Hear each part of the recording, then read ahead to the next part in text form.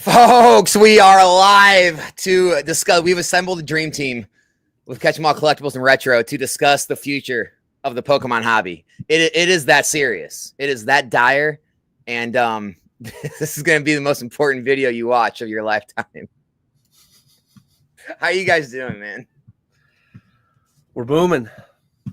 We're booming? We're booming. Yep. I'm doing well because how could you not be? Well, guys, make sure you guys do check out Dan and Nick's channel. So I got them both pinned right to the top of the description. So you can click on both their channels, subscribe to their channels. They got a lot of good info, good videos. We do a lot of, I guess, probably overlap content sometimes, but definitely each of us have our own different, kind of area we focus on, different aspects, I guess. So I think it pays. You know how it is. It just pays to listen to different perspectives and how each person kind of approaches and views the hobby. Yeah, for sure. I think you say the same. I always say it too. Take in a lot of information. Don't blindly follow anyone. Nobody is preaching gospel. Nobody knows everything or So just use what we say to guide at most. Don't blindly follow, please. I've had to pick up the bull slack since you guys have been bearish lately. Dude, it's so funny too, because I get called out so hard in my comment sections where it's like, people have been following me for the past 3 years. I've been like, I've gotten made fun of for being too optimistic, right? Like, I'm like, oh yeah, Alex is just always positive. Of course he's going to say something. And it's just like the minute I come out and even say like the slightest thing that isn't amazingly bullish, I get like slammed for it. Like, oh my gosh, we're being bearish. You've changed, Alex. And it's just like, guys, we are going through the most ridiculous pump ever. You might want to just slow your roll a bit, just a little bit. There's no room for nuance. It's all gas, no brakes. The second you say that something could go down, it's like, what do you like? I don't want to hear that. Just say that line goes up, rocket emojis. That's all we have room for. Well, here, let's throw out something. Here, we had 5 years of nuance. I'm all set on nuance. It's straight to the moon, baby. So I asked Ray this question when I had Ray on. I'm going to ask you guys this question. By the way, guys, we have not talked about this beforehand. I got to ask. I got flamed so hard for my take on PC ETBs and the PC ETB promos at the current price points, where I said, look, I've always been a fan of PC ETBs, but not when they're $250, $400. And I said, there might come a time where these things start to level out, go flat, and a lot of the gains may have been made. They might not be the best investments going forward at these prices.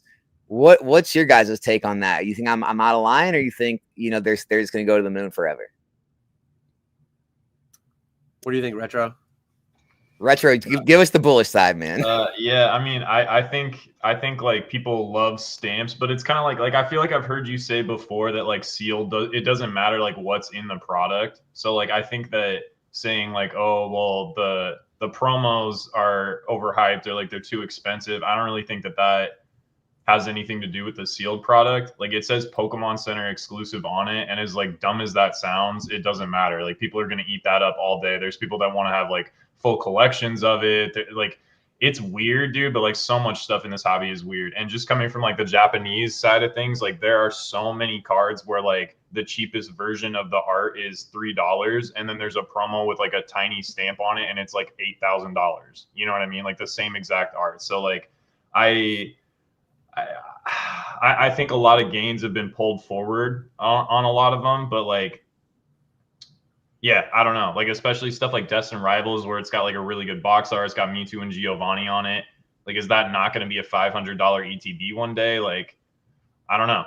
Like it might not perform as good as the booster boxes or whatever, but like, I still think they'll do okay. I don't know. Yeah. We'll see. Me personally. So you mentioned two distinct things, which I would classify as like drastically different. The promos themselves, and I think you said the same thing in a video. The PSA 10 Petrarant PC ETB promo, whatever these promos are, Fluttermane. When I see those, I think back to when I was selling PSA 10 Staff Vivid Voltage Charizards for $4,000. I sold several at $4,000. That's the distinction I made, and I got blown up for it. And I was there, like Vivid Voltage, when those staff packs came out, I remember buying like 20 or 30 staff packs at $1,000 a pop. Because I'm like, that's an all-star lineup. You got Charizard, Lugia, Snorlax, Donphin's nothing crazy, but he's like not like an F tier Pokemon. He's somewhere in the middle with 3 AS tier Pokemon. And I was selling Lugias for 1,000. I was selling Charizards for 3,000-4,000, a little bit above 4,000, some privately. And those things are $1,000 now. Those people that bought those, and some people bought them as collectors and they whatever. But if you bought those as a spec, as an investment, you got destroyed. You're down 75% in a time where many things are up 2, 5, 10 times. So I think the promos themselves are significantly worse. I don't own any. I never will own any. I generally don't spec in graded cards anyways, or single cards, but the sealed, I've got one above me. I feel like the sealed is going to do like a Celebrations UPC.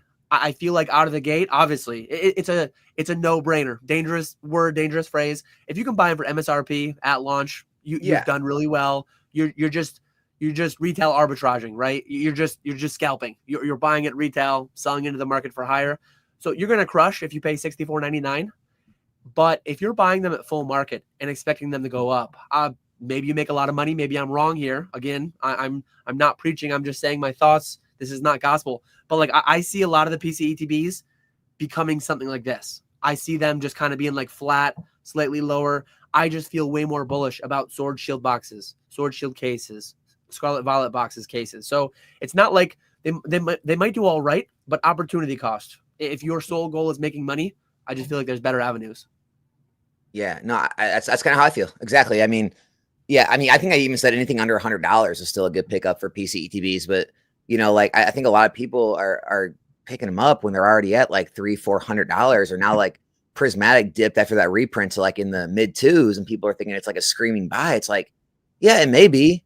It definitely may be, but it's just like there may come a time where the popularity shifts, like just like it did with the whole, pre-release and the staff promos, where, there may be some new, thing to collect with the next era or in the future, and PC promos just aren't as big of a deal anymore. So I don't know. It's something to think about, but I don't know. Retro, what's the Japanese side looking at these days, dude? Real quick, like last thing on that, I think like liquidity too, like it's going to be tougher to get out of like a large position of PC ETBs. I mean, if you just buy like one case on Pokemon Center, cool. But like if you have, I don't know, 10, 20, 30 cases of any given set, even if it's a popular set and the value is really high, like it's probably going to be tough to like move that. Whereas like booster boxes will get evaporated like immediately. Packs will get evaporated immediately. ETBs, you know what I mean? So that's, yeah, I don't know. Maybe that's like a consideration too. Ern, really appreciate the 20 gifted memberships, brother. Still got to have Ern on sometime, man. We tried to have it planned one time, but it didn't work out with the schedule. We'll get you on sometime, man. But appreciate the memberships, dude. Just to add that was a great point. To what Retro said. I've been offered 5,000, 10,000 Crown Zenith packs. I've been offered dozens of Sword and Shield, Scarlet Violet cases, and a lot of times I've bought them. I've gone through and I've made those purchases. I'm happy. I'm happy to feed the live stream operation. I'm happy to like get those extra liquid things. I've been offered, people that probably run bots or whatever, but I've been offered like 20 prismatic ETB cases. I've been offered dozens of PC ETB cases, and I don't have the outlet for them. I don't have the avenue for them. I think the best way to capture is just onesie twosie selling on eBay, onesie twosie selling like direct end to consumer, and that's just not my business model. So while you might have me and Alex fighting over your loose 151 packs or your 151 bundles, we might be fighting over your Crown Zenith packs.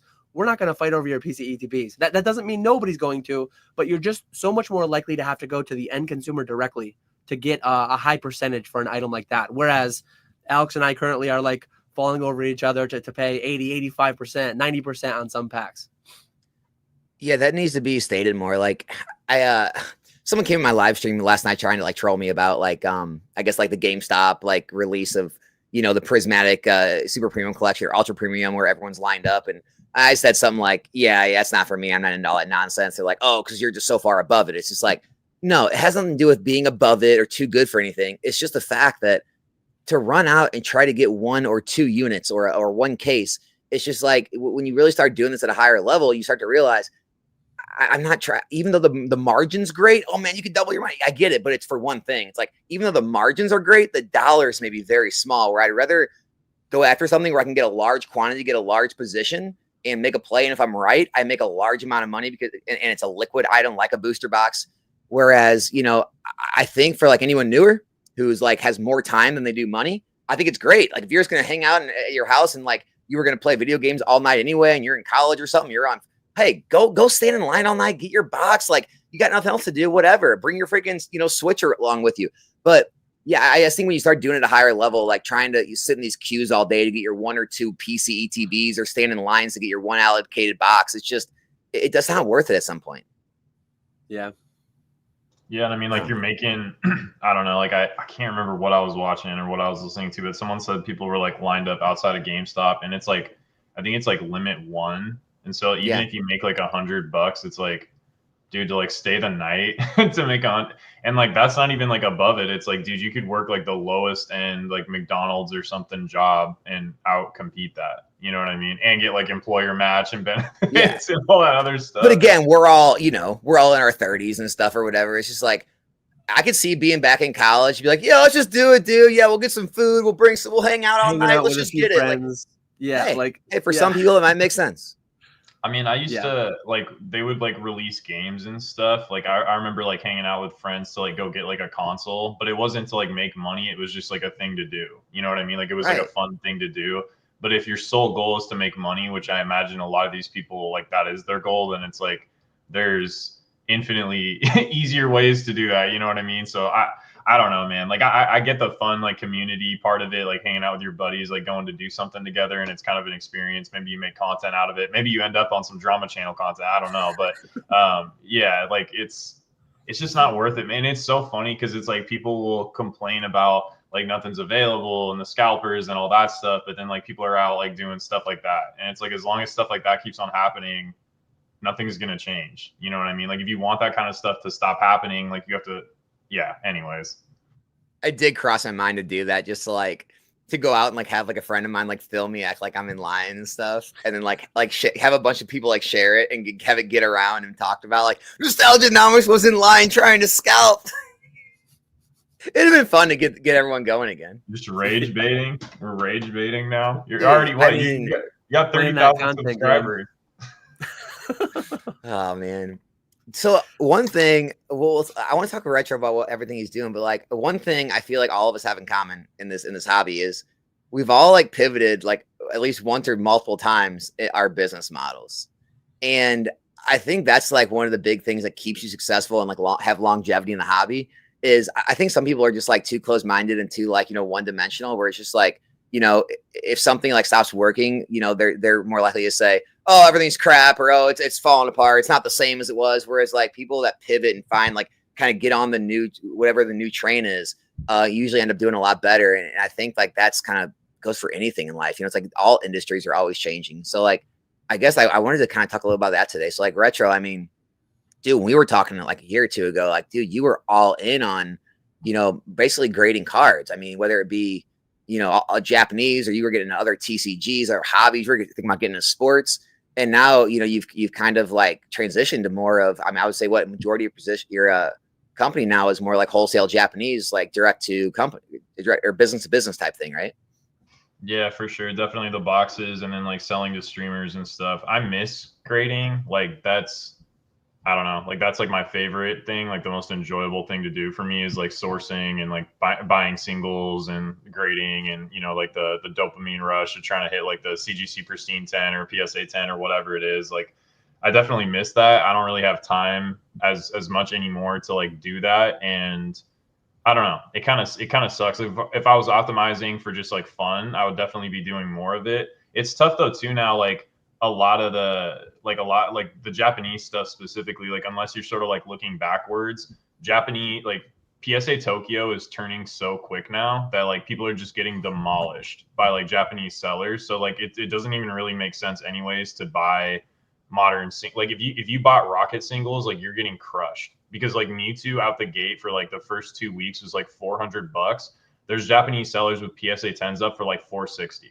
So like, unless that card moves back up, like there's no margin there and you're losing money, because probably you paid, let's say you even paid $350, and then you paid like $40-50 at PSA to like rush grade it to get it back quicker. you're still like losing money or breaking even selling, like matching what Japanese. So it doesn't even really make sense anymore, honestly. But yeah, man, I don't know. It's like dollars per hour. Like it doesn't pay as much as the other arms of the business do, but it's definitely like something I enjoy. So like I'd be lying if I said that I didn't miss it, because that was like the most fun for me for sure was doing that. But I don't know. At some point, if I get an employee and stuff, like maybe I'll get back to doing that. I'd like to go to shows and source more, but just is what it is, man. You have to stay flexible. So yeah, for sure. And Dan, I mean, you've changed like so. Even since I've just known you, you've changed multiple times.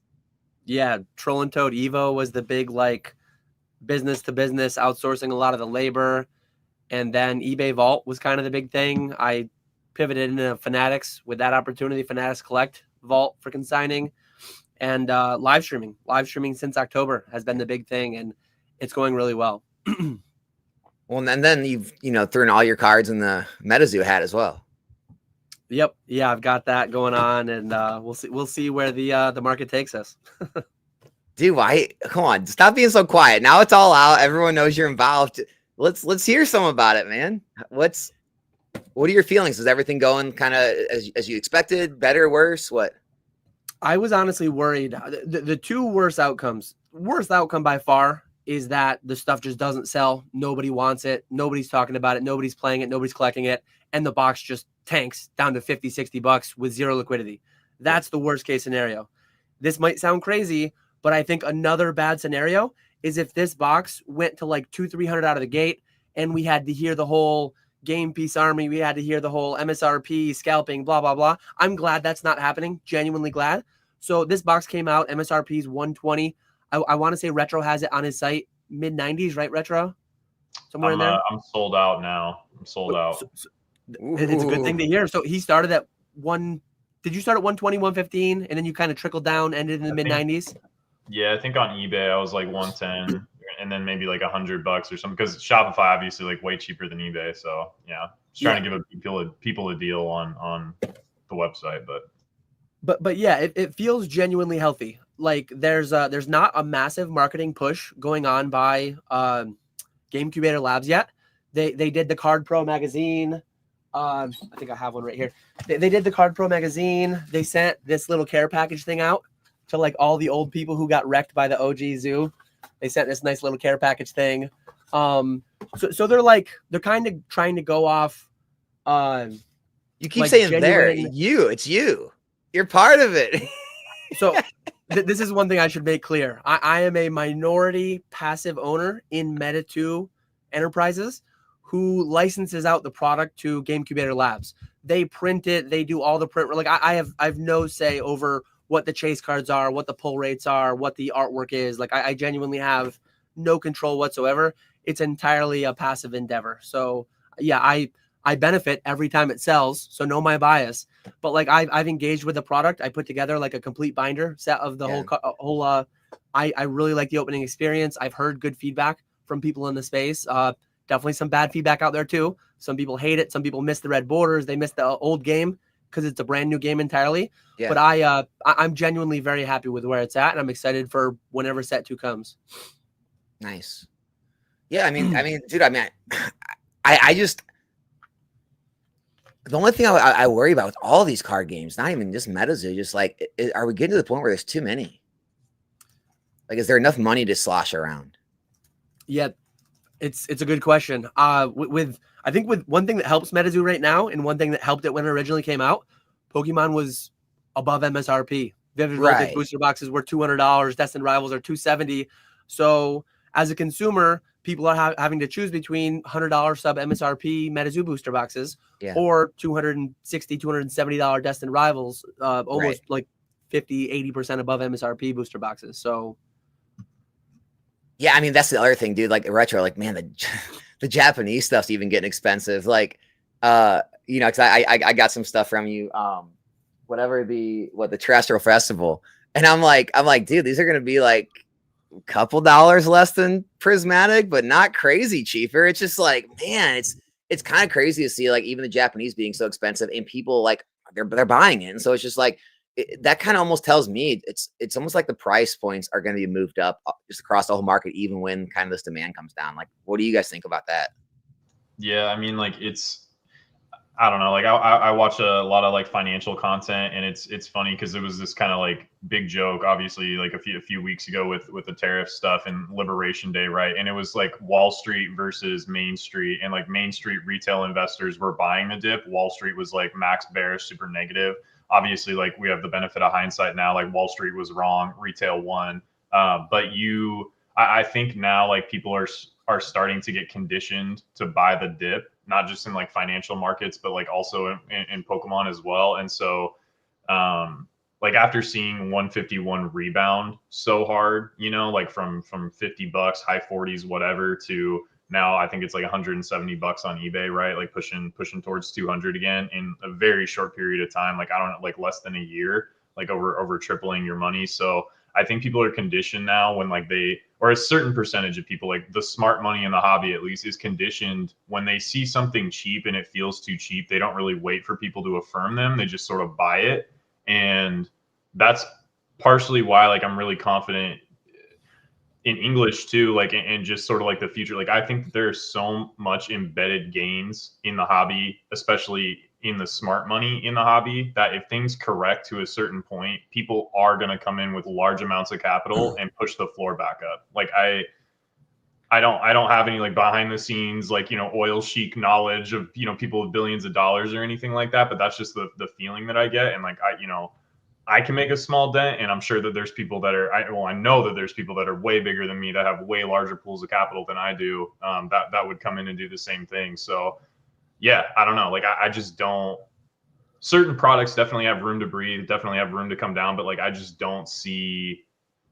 Yeah, I mean, there's just so much money waiting on the sidelines, like waiting to come in. You know what I mean? So it's like looking for, and you hear the same thing. Like everybody's like, well, there's no obvious plays anymore. So like as soon as something becomes obvious, money is going to flow there like so quickly, right? Like money is searching for the path of least resistance. So as soon as something becomes obvious, it's over. You know what I mean? Like I hear people talking about like Astral Radiance and stuff now, because it's like, you know, when you had your pick of Sword and Shield sets, it was like, okay, well, maybe Astral isn't as good as these other Sword and Shield sets. Well, now that all this other Sword and Shield stuff has gone crazy, people are looking at Astral like, okay, well, this is maybe like the last one before it gaps up. You see what I'm saying? So yeah, I don't know. Hopefully that made sense.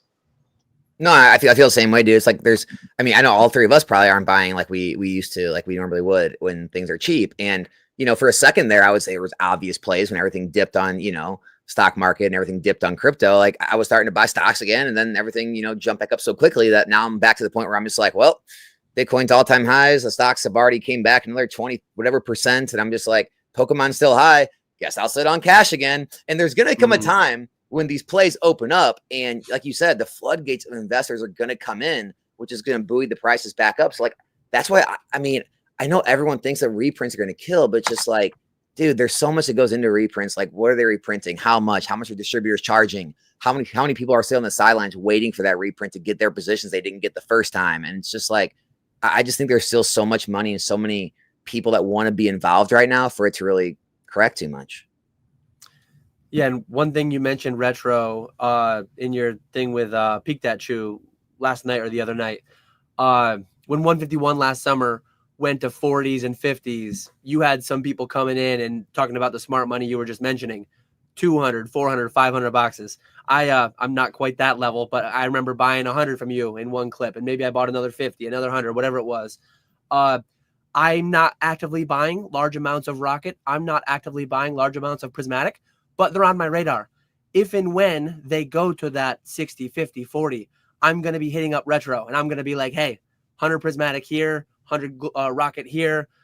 If and when 151, it's still within 2 years. Theoretically, it could come back around. I'm kind of doubting more and more every day that it's going to. But like definitely, and as retro said, it's like the smart money. But the general consumer in the hobby is generally just like falling over each other to buy Prismatic at $13 a pack, to buy Journey, to buy Destined Rivals. Next set, best set, newest set, best set of all time. Like that stuff largely applies. People just hype FOMO into the main thing, which generally does not bode well, ROI wise, investment wise. Here's a good one. This is a good the tension brewing. Dan thinks Prismatic is down to MSRP. Alex thinks 100 to 110 at ETB is a good investment. Who's right? Here's some nuance. So look at Crown Zenith. The ETB is 100 whatever plus. Sea and Sky collections were out in Costco's, widely available for $3 and under a pack. Simultaneously, the ETBs were doing really well, nowhere near MSRP. So you could kind of have both happen. You could have a year from now, you could have Prismatic be available sub MSRP in Costco, Sam's Club, wherever. And you could also have ETBs be 120 because they never got another reprint since the last one. So nuance, gray area. There's always these like in between takes for these. Like it doesn't need to be one or the other always. Yeah, and it's very clear Pokemon's changed. Like, so back in Sun and Moon, right? Pokemon, what did they do back then? They printed mostly booster boxes and non-ETBs reprints. And everyone was kind of like, well, yeah, they don't want to reprint all the dice and sleeves. That's why. So those are good pickups. And ETB's done extremely well in XY and Sun and Moon. Then when Sword and Shield got here, they started reprinting ETBs more often. And everyone went back to saying, oh, yeah, they're going to reprint ETBs more. Let's go to booster boxes. And it became true. Well, it's like now it's just like they have this new product, this bundle. And that is the item. So it's just like the bundles are what's getting printed in 151. They're making these new collection boxes that mimic, Sea and Sky with Blooming Waters. It just seems like that is going to kind of be the meta for Pokemon's reprints. It looks like they're going to push out like the bundles and these new products, new collection boxes, new things. And they might leave a lot of the ETBs and like main products untouched, just like they did with 151. When's the last time we got ETBs? We haven't. Like it's been all bundles and other things. And like that's my like perspective on Prismatic. It's just like, especially with that EV promo and the sealed item in general, there might come a time where those get a little scarce because all they do is print bundles and other products. So I don't know. Well, I think it's like two different goals, right? Like, so the ETB having value is not a problem for Pokemon. What's a problem for Pokemon is people not like, potentially players or new fans not having access to opening like a pack or interfacing with the packs, right? So like them having UPCs that triple in value in a short period of time is a net positive for the brand. But as long as you can get packs outside of those like peripheral products, right? Like if they produce a bunch of bundles, if they produce a bunch of Blooming Waters, whatever, knowing that a lot of that is just fluff, but the goal is to get the packs out there, like that's their primary goal in my mind. While at the same time, they can maintain, the PC ETBs, the regular ETBs, all that stuff. It looks good that has value and that it moves up and appreciates in value over time. Like that is a net positive for the company. So I think that they're playing two separate games. And I think that they'll make, and even with the Sword and Shield stuff, like Fusion not that long ago was still like $6-7 a pack, while the boxes are, like $7, what are they now? Like $900, right? So that again, it's the dichotomy. And they're still only like 10 or something. Yeah, exactly. And it's a $900 box. So it's that situation where like, okay, the booster box holding value is good for the brand, but like the packs are still available for people to still like interface with the brand. You know what I mean? So, and I don't think that Pokemon ever wanted booster boxes to be selling at $100 out the gate, even in the Sword and Shield era when MSRP was lower. I don't think that they wanted that. Like I mentioned it, I think, on my live, but it's kind of like the Fed. Like you can never hit like a perfect 2% inflation number. Like that's their goal, right? Like that's what Pal's going to come out and say every single time. It's the same thing with Pokemon. Like MSRP is this like ideal number that they like their product to be at. And so sometimes they overcorrect and print like not enough, and then it shoots way up above MSRP. Sometimes they overcorrect and then things are below. So, but they're trying to aim for that number because they want their product to have secondary market value. You know what I mean? So yeah. I think people are just going to have to get used to that moving forwards, but also understand that if none of this, and like, this has been regurgitated so many times, but like if it didn't have value, like no one would want it. And it's almost like an elasticity thing, but like if people did not see Pokemon as something that everybody wanted and the price did not reflect that, there would not be as many people here. Like it's okay that this stuff has value and appreciates. That's good for the longevity of the brand. And when Pokemon makes a ton of money, they have more resources. They can they can make the website better, right? Like I know people are complaining about the website. They can make the 30th anniversary crazy. I mean, the 25th anniversary was cool, but like, really, what was it other than celebrations? They got like Katy Perry to sing a song. Like, who gives a shit about that? You know what I'm saying? Like, what are they going to do for the 30th anniversary now that we're in the biggest boom period? They're making more money. More fans are engaged than ever. Like, I imagine the 30th anniversary is going to be nuts because they have so much money and they have this massive fan base to cater to. So I think people that don't understand that and want everything to be printed to the ground, they don't have a long-term mindset. They just feel entitled and like want what they want now and don't think what like is overall good for this brand in the long term. So Now, are you talking about Katy Perry, the astronaut? yeah, I heard she went to space. No, dude, you're right. Like, I agree, man. I think I saw a Robo Skills and Twice Baked Jake, one of their podcast clips, where Robo was like, it's kind of weird because normally a safe investment like has a lower like return, right? And it's weird that like most people view like Pokemon booster boxes as a safe investment to place your money in, but simultaneously they've had like some of the largest returns when you look at like any investment like vehicle, and it's just like normally that shouldn't be right. Where a safe investment has the largest returns. Normally you have to take on like large amounts of risk. Where people could say, well, yeah, investing in a children's card game is a crazy amount of risk. Like, okay, yeah, that's true, but it's just like it is weird how it's almost become like a safe way to make a large return. If that makes sense. I don't know. It's kind of strange. Shouldn't be that way, should it, Dan? Yeah, I mean, we're in this boom and every box is up, and every box is not only up, they're 200 plus, right? I don't think we've ever had a time in history where two things are happening that are unprecedented. A box has never came out of the gate pre-release a week before pre-release at 260, 270 a box. Destined is an all-time high for like product at launch. And then simultaneously, there's no single box that is under 200 right now. Maybe there's one that's 199.99, but it's crazy. I think a lot of people are definitely getting a little bit ahead of their skis with never going to see sub certain price, never going to see. I mean, I've heard people saying that there's never going to be a product coming out under MSRP again. Basically, the Pokemon Center just into eternity will be sold out of everything out of the gate at launch. Like, that feels silly to me to think that when it's only happened for 6 months out of a 30-year history, or it probably happened the first 6 months. Also, what's a funny way to trick people though?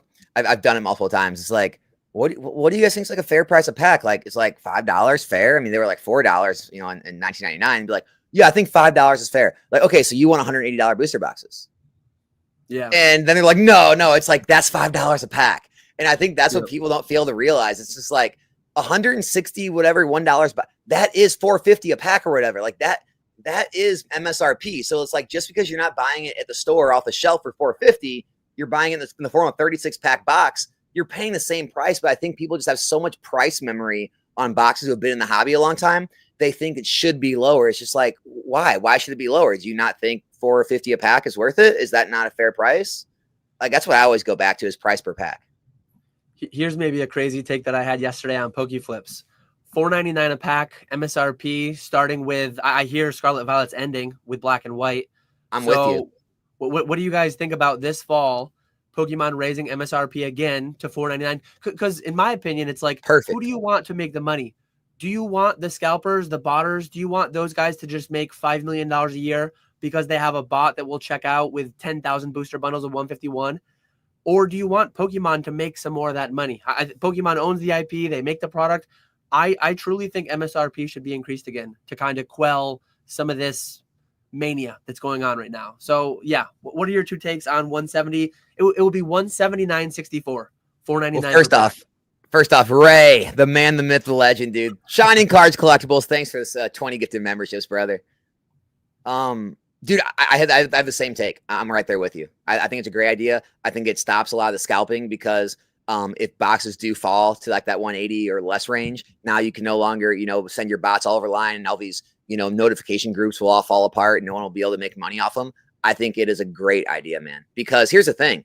MSRP's never been like a set in stone. It can go under that. It can still go to 160, 140 a box. That's People fine. Can run a sale whenever they want. But that way, if all the stores have them listed up there, now the scalpers can't make money. And now it goes back to a more normalized market. So I'm with it, man. I'm with you on that. What do you think, Retro? I was actually trying to pull up some info really quick on ChatGPT while you guys were talking, but Retro's on a big ChatGPT kick right now. Yeah, it's been helping a lot. But yeah, I mean, I definitely think that's it. I mean, I've already seen like some stores start to raise prices, like Target and Walmart and Fred Meyer and stuff like that. I don't disagree with you to the point about like saying, like it's only been 6 months that things are coming out above MSRP. So the idea of saying that like nothing will ever be at or below MSRP ever again as far as like future releases, like I don't disagree with that take, but I think that it's flawed thinking to say like, okay, well, a 6 months out of a 30-year history, like I was trying to pull up Google's historic PE, but like Google is trading at like a PE of like 18 right now, and Google just smashed earnings, searches up crazy, and their stock is eating shit. And part of that is because of like the threat of AI. Google's been around for over 10 years. So I think it's flawed thinking to say like, oh, well, it's only happened for 6 months. Things change.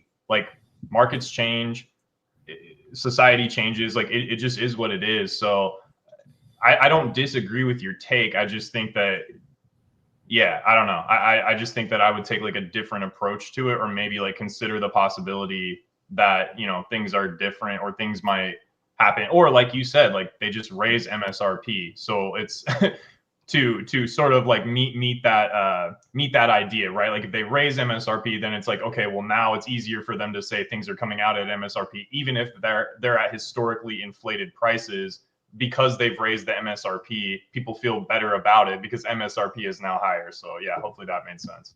Yeah, I see a few people in chat talking about like, well, if you buy in bulk, you're supposed to get a cheaper price. So, and that's true. Like that is one thing I will kind of concede is like, yeah, I mean, so booster boxes should be a bit under, I guess, if it maybe like what a pack is in store. So, I understand you wanted to get a little better deal in bulk. I'm just saying, like on the Pokemon Center website, it would be like higher MSRP. Therefore, people couldn't like try to scalp and flip them. But like, yeah, I mean, odds are that would help the price come down, and you end up paying less on a booster box because there'd be less demand because people will be buying the cheaper products and other products too. I know it sounds like counterintuitive, counterproductive, but like, yeah, it's crazy to say, but actually rising MSRP could actually lower prices, as crazy as that sounds, because it takes away that ability to make that quick flip money. You take away the men in the middle taking their 5, 10, 20%, whatever they're taking. Yeah. Yeah. One thing I do want to get your guys is like, just like opinions on, just your individual takes. I know, especially for me, like, moving into streaming and everything. And like, I know with Retro moving into, I mean, his whole drop shipping business, which is going to do like, what are you trying to hit? Like $10 million like a year? I mean, and then I probably not this year. Like, I think this year, I mean, just the wholesale will probably do like close to 5, but I don't know. Like if I hire an employee, like I'm trying to hit 10 total next year. We'll see. I don't know. We'll see. Big numbers, but a lot of stuff could change. We'll see. I mean, you're moving just like enormous amounts of product. Dan's a little different because Dan's been here a lot, like doing big things longer, I would say. I mean, in Retro. So like you've kind of been exposed to it longer, but even now with all the packs you're moving with your streaming and everything, how desensitized have you guys got in the past like year or so, like really growing your businesses and moving as much product? Like I know myself, like I don't even look at my positions the same.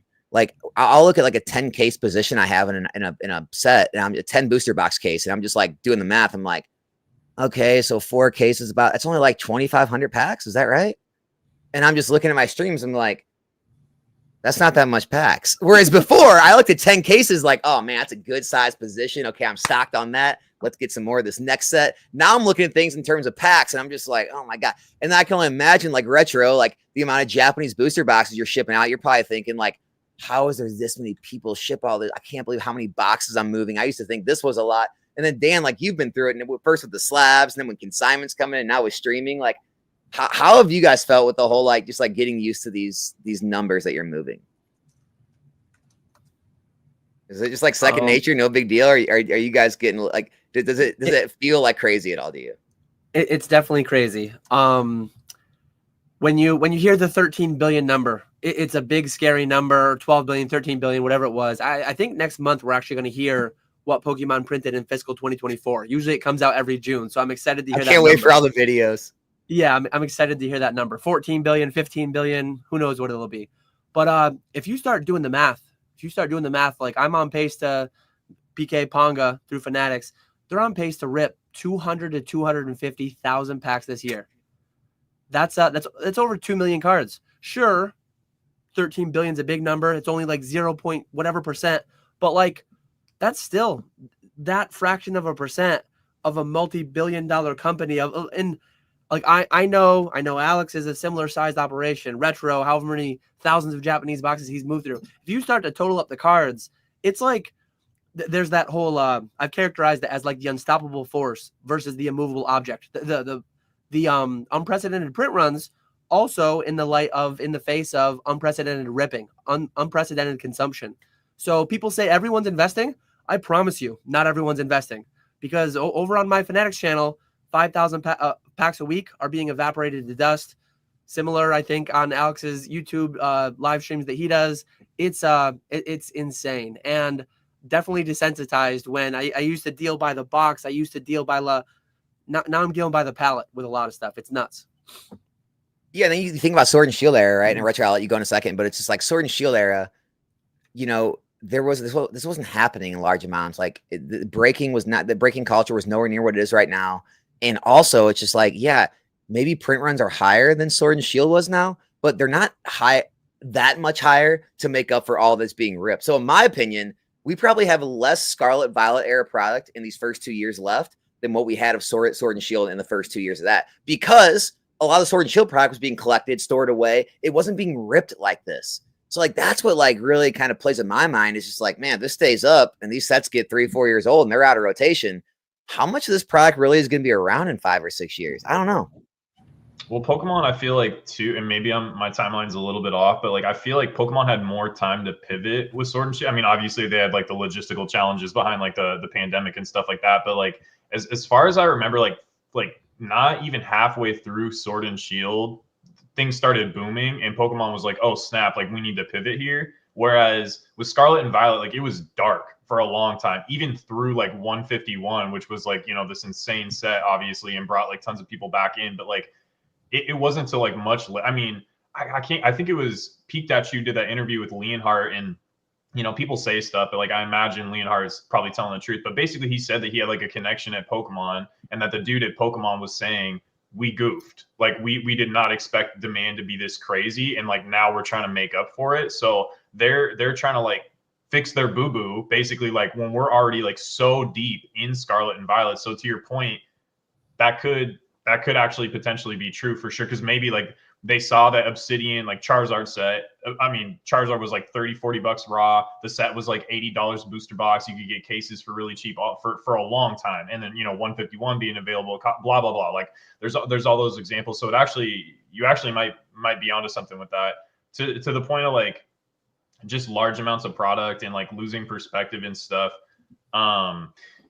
Every time I meet somebody that like I haven't talked to before that's doing insane numbers, it just reminds me like how big this is, and how like, I don't know, like if you get outside of your like own little circle or whatever, like it's so insane how many people are doing 6 figures, 7 figures, like some people even doing 8 figures and stuff like that. And it's like, whoa, like, and that makes me more confident. That doesn't make me less confident. Like, oh my God, like this thing's so big, like there's so much room for this to collapse. It's like, wow, like there's real infrastructure here, which is why you see institutional money moving in, which is why you see big corporations moving in. You see Walmart, like all these legacy brands moving to set up within the collectible space. That doesn't make me bearish, or that doesn't make me feel like that's a top signal.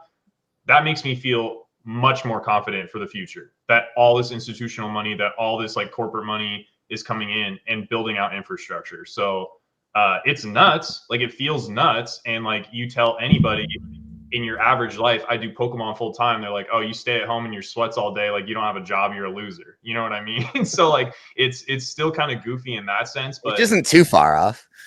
Yeah, for real. But it's I don't know, man. Like it is tough to maintain like humility and maintain perspective, because you know, I mean, there's cards that are $1,000 that have, you know, 30,000 pop or whatever. And it's like, that is a lot of people's rent for a month. You know what I mean? And so you kind of like lose perspective a little bit. Like cash kind of turns into funny money when like you start equating like, okay, well, how many booster packs is 5,000? You know what I'm saying? Like it gets a little weird, but it's a crazy blessing too, right? Like for all of us to be grown-ups and be able to like do something nostalgic that we had, you know, enjoyment as a kid and all that sort. Like, I don't know, man, but I'm bullish on the future. Like I said, it doesn't make me feel bearish at all. It makes me feel like, wow, like there is so much going on here. Like, hell yeah.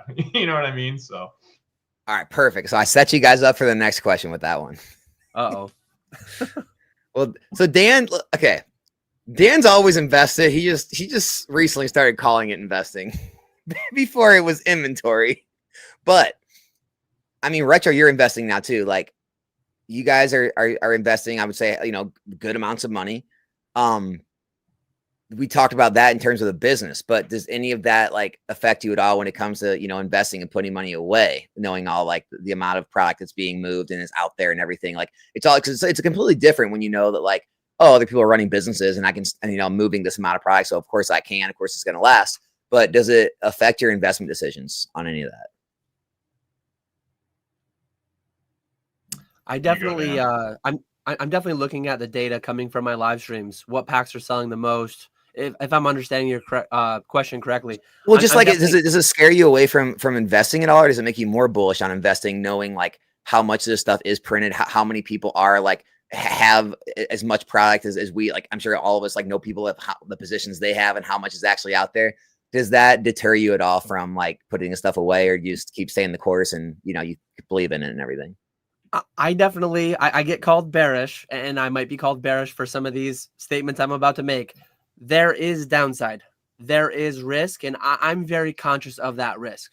I got back in 2014 to 2019 was a different world. It was several years of, and it was a strong market. It was a solid market. I probably could have quit my job, not made what I'm making today, but I probably could have made enough to live, to get by.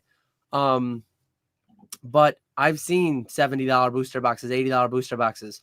I've done the Wayback Machine, and I've seen when $40, $45 base set, jungle, fossil. I'm not calling for those to happen again. There's a lot of reasons, blah, blah, blah. Never will, couldn't happen. But like, there is risk. It is speculative. It is a children's card game. If and when, if Pokemon gave a democratic process to determining the print run, and if Pokemon let the vast majority of consumers that are part of the game piece army and scalper this and MSRP that, if they let them have the controls of the printers, Pokemon would be dead in 10 years. I guarantee it. Pokemon is smarter than that though, so I trust them not to. But there's something to be said about if everyone can have it. I'm not saying nobody wants it. The truest of true collectors out there will want it still. But if everyone can have it, a lot less people want it. I promise. I promise a lot of this stuff would be worth so much less. It would sell for way less. And then you have a double, then you're getting a double whammy because you're printing 10 times the amount to allow everyone to have it. And now everyone can have it.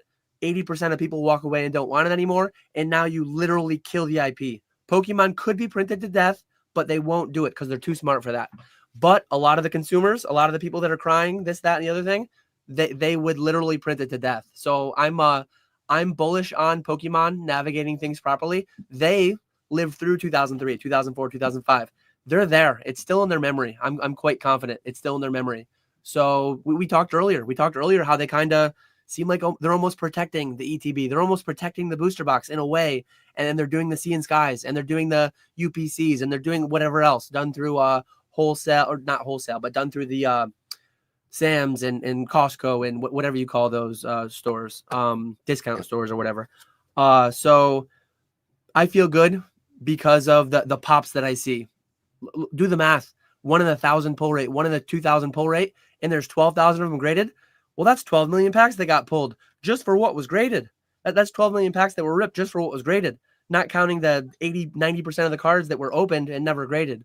So I know that's a long rant ramble, but that kind of just covers some of my thoughts around that question. I'm bullish on cardboard. I like it.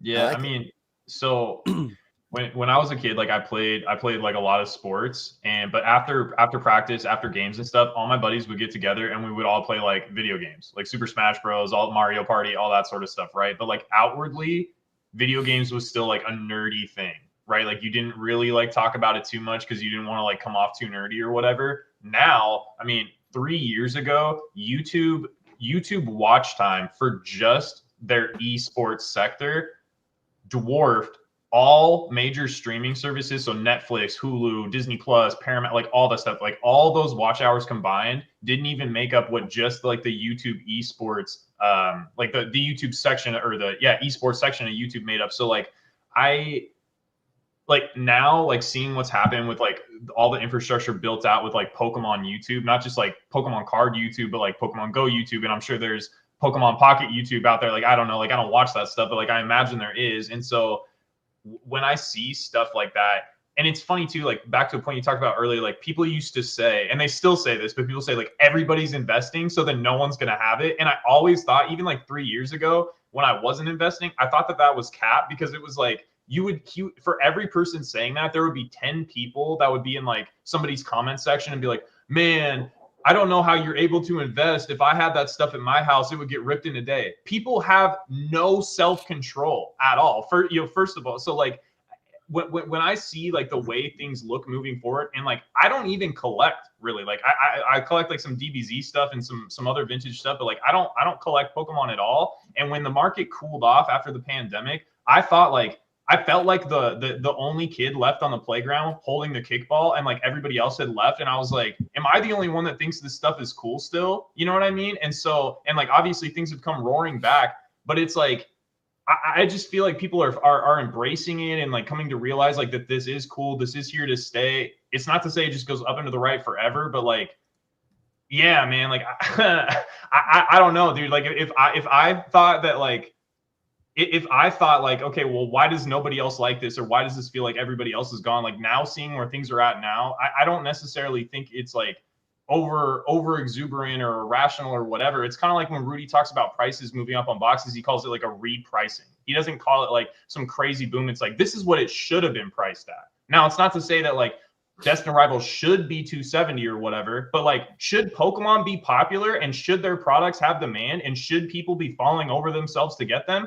Probably, given like what it is as a brand worldwide, like probably, you know what I mean? So I don't even think it's so much like this big crazy thing, as it's like, it's kind of closer to where it should be. Now it might have overshot a little bit, but like, you know, number one media frame, blah, blah, blah, all that stuff. And cards is such a small fraction of Pokemon Company's entire revenue. Like we are so hyper focused on cards. Cards is so zoomed in.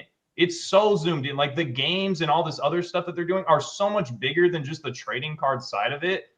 And I think people lose sight of that. Like they equate card values moving down with Pokemon popularity moving down. And I did that too. Like during the pandemic, I was like, oh, okay, prices are coming down. No one likes Pokemon anymore. People still like Pokemon.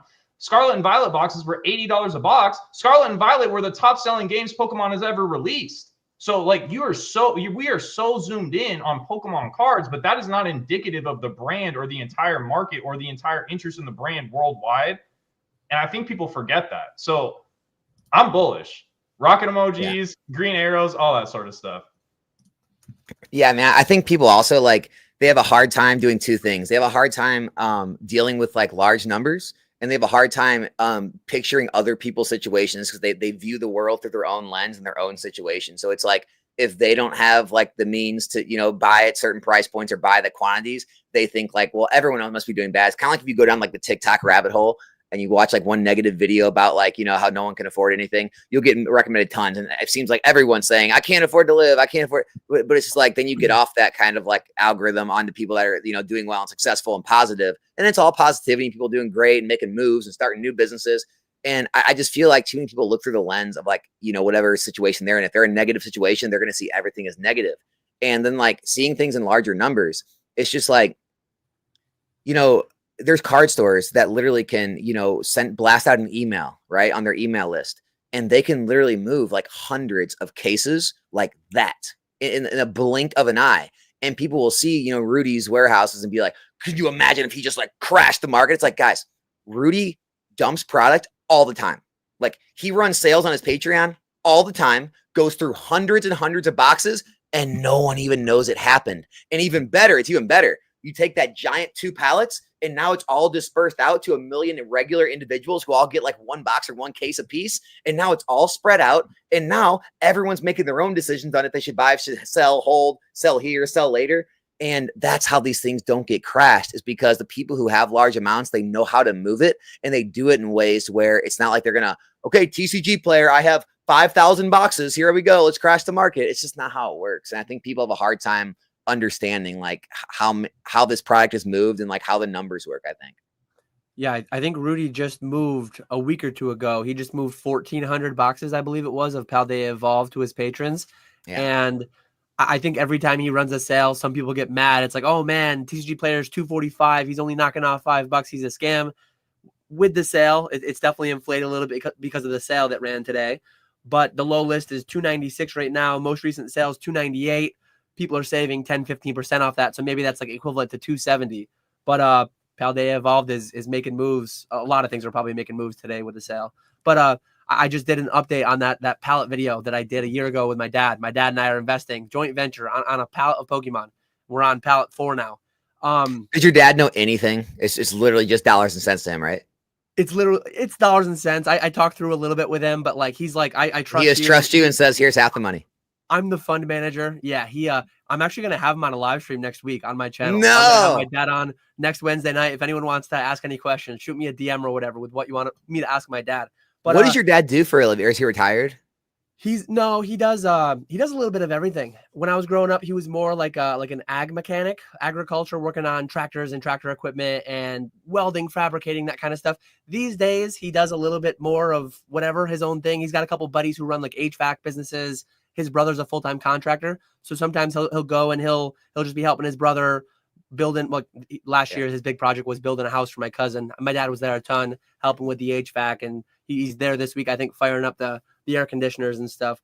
So he's doing a little bit of everything, but he's also in the background, he's investing in Pokemon. And it was funny when the video came out. It's like, okay, guys, Dan convinced his dad. He tricked his dad into investing in Pokemon. The top is in. Tricked his dad. Sell everything. And we put like a spoiler for my video, I guess, but we started last May. It was like 44 grand was our buy-in price, I want to say. And that was like market price at the time. And it's worth 108. It was worth 108 2 weeks ago before what happened with Sword Shield. So it's probably worth 120 now or something. But anyways, I did the math on that. I did the math on that pallet. Oh man, a pallet of product. That's insane. That's crazy. That if Dan dumps all that at once, it's gonna crush individual products, right? No, Rudy just dumped 3 pallets of Paldea Evolved and the product's up 15% in 2 weeks. And I did the math.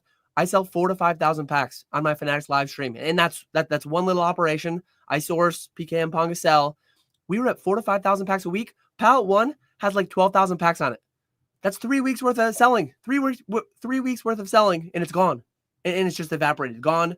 Pallet out of existence. So people really, I'm investing at the highest level I ever have, but I'm partially responsible for 50 to 100 times the consumption that I ever have been historically. So it's context matters for sure. Anything retro? Anything to add?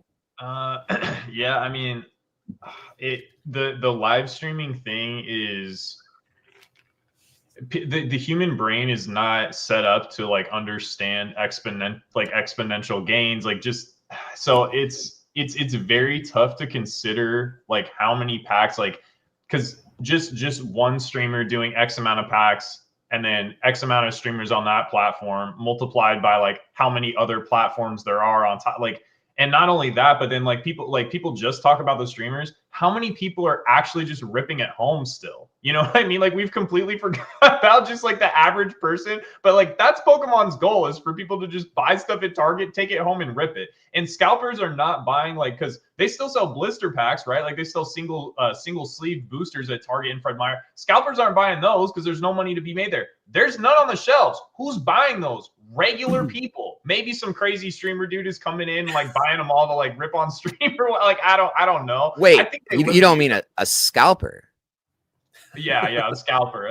Man, it's so goofy. It's like, grow up, guys. Like it's just retail arbitrage. They do that in everything. No, remember? I think you had like Rob RNG Games on one time, and like I hadn't really like heard about him before, and he said something, and he was like, yeah, man, like during the pandemic, like my wife and I were buying like candle wax from like Walmart or something, like the wax burner stuff. And he was like, yeah, we were buying out like pallets and like taking it and selling it on Amazon. No one cares about that because chances are though, like the people that are buying that are like Karens, they're like 45-year-old moms and stuff like that. And you know what I mean? But like people in Pokemon are so immature. So like, of course they complain and scalping, think of the children, all that sort of stuff. But I think that's what makes this hobby so easy to be successful in. So easy to run a business in, so easy to invest in, is because exactly what you just said. It's like the sophisticated money is all like in the stock market, real estate. They're doing other things. And it's just like in this hobby, everyone operates on like soul emotion.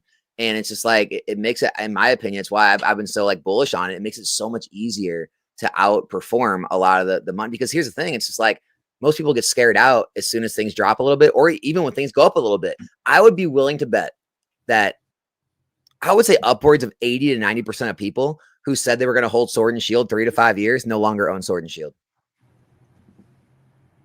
I'm kind of that guy. I own some still. I actually, spoiler for next week's video, or maybe 2 weeks from now, I'm going to do a video talking about pallet 3, pallet 4. Last week's video was pallet 1, pallet 2. But so that I won't sell it early, I forced myself to hold it till 2030. I put it on the pallet because otherwise I'm going to paper hand it. Why though? Like after seeing what's happening with Sun and Moon and XY, it gives it like a track record to see what happens with these sets long term. Part of my bearishness, it's kind of an interesting word to say. Like I quit my job to do this full time. I quit a decent, like well-paying chemical engineering job. I am almost like defensively bearish to some extent. Like financially, it was a dumb decision. And I know you did this recently too, but I had low interest debt on my house and I paid my house off. I know that mathematically, financially, like that was economically. What was your rate? What was your rate? 3%. I was 3.5%. So okay. Mine was 3%. We're almost equally stupid. In November of 2019. And I know I'm very good at math. I've always loved finance. Like I know financially, horrific decision. But like sleeping well at night, quitting my job to do Pokemon, like that's the only way I could allow myself to quit my job. And relatively speaking, I live in a low cost of living area.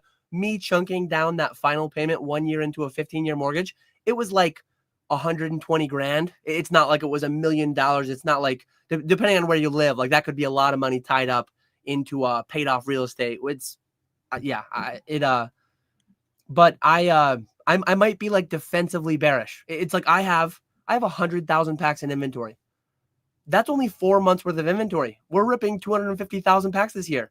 So part of me is like, I have this massive portion of my net worth in Pokemon already. I need the packs for the live streams. So I see the Sword Shield boxes and it's like, man, I've made so much money. Maybe I could make more in the future, but also this could go south. There are downsides that many people don't talk about it often.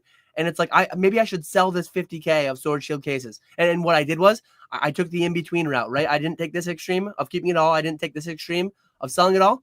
I sold half of it to my dad and put it on a pallet. So I'm going to own it for a few more years at least. Pretty dirty, like dumping it on your dad like that. Just saying, like. I think too, like it's like, and this happens in financial markets too, but like people have made it out to where like if you speak bearish or you speak negatively and like you address all the left tail, you're somehow like more intelligent, or like people assume that, or like they act like that's the truth, versus like if you say, okay, yeah, like let's go 2 standard deviations on the left, like what's the worst that could possibly happen here, like what's some crazy black swan event that would be horrible, crash things, drop everything to zero. But then if you do the same thing for the right tail, you're insane. Like you're absolutely nuts. Like you're way too overconfident. People can't wait for you to get wrecked. And I see what Dan's saying about like being defensively bearish, but I think, okay, like I had a lot of people, like to your point about like who actually held Sword and Shield, when stuff started moving up the first gap, which I would say was what, like 3 to 6 months ago now at this point, like when Scarlet and Violet and Sword and Shield started like moving for like it got its first like price leg up. Tons of people, like I'm not going to drop any names, but like tons of people that have good sized businesses were like, oh bro, I think you should sell. Like, I think you should sell. And I'm just like, why? And they're like, well, it's just gone up a lot. And I'm like, yeah, but like, is it not going to not keep going up? Like, why would it not keep going up? And it's like, oh, Retro, that is the dumbest possible thing you could say. But I could sit here and do some 15-minute diatribe about all the reasons it could potentially go down and be like, oh my God, Retro is so smart for considering the risk. And it's just, but yeah, to your point, it's like people dumped, like even the people that were investing, even the people that were confident, as soon as things started moving up, like they got scared. And every single time there's another leg up, more people sell, more people sell, more people sell. And that's why like Rudy is this crazy unicorn, because he's seen all these crazy legs up and it's happened over and over and over and over. So he's just like, I don't care. Like, sure, he's offloading. I know he sells to Patreons, blah, blah, blah. And like, obviously he has Patreon money coming in every month, so he can afford to sit on a decent sized position. But people just get scared, man. Like people get Chicken Little syndrome like at every single point up, and again, like everybody's got different situations. And maybe like you're taking money off the table, like, you know, taking lifestyle chips off the table. Like I'm never gonna like clown you for that or anything like that. But it's just like 6 months ago, what was the catalyst, or like what was the reason to sell? For what? Like nothing was slowing down. Where was anything going to go but up? Like that sounds dumb because people have like pontificated to the point that it's like, if you sound like that, you're stupid. What was the reason to sell other than your personal financial situation 3 months ago when Journey Together was $250, a short set where the chase card is Clefairy? Give me one reason why it was good, like a good idea to sell Sword and Shield boxes. You know what I'm saying? Like that's where my mind's at. Like, I don't know. Like, I'm not the smartest guy in the world, but like, shit, dude, it seems pretty fucking obvious to me. Like, in the best case for that, which always is the case, is like opportunity cost, your personal financial situation. If you're running a business, if you're investing, whatever you're doing, say you only have, well, I shouldn't say only, say you have 10K in inventory, and say that you have no cash flow to add. You have no outside money you can add in on a monthly basis. You should have sold.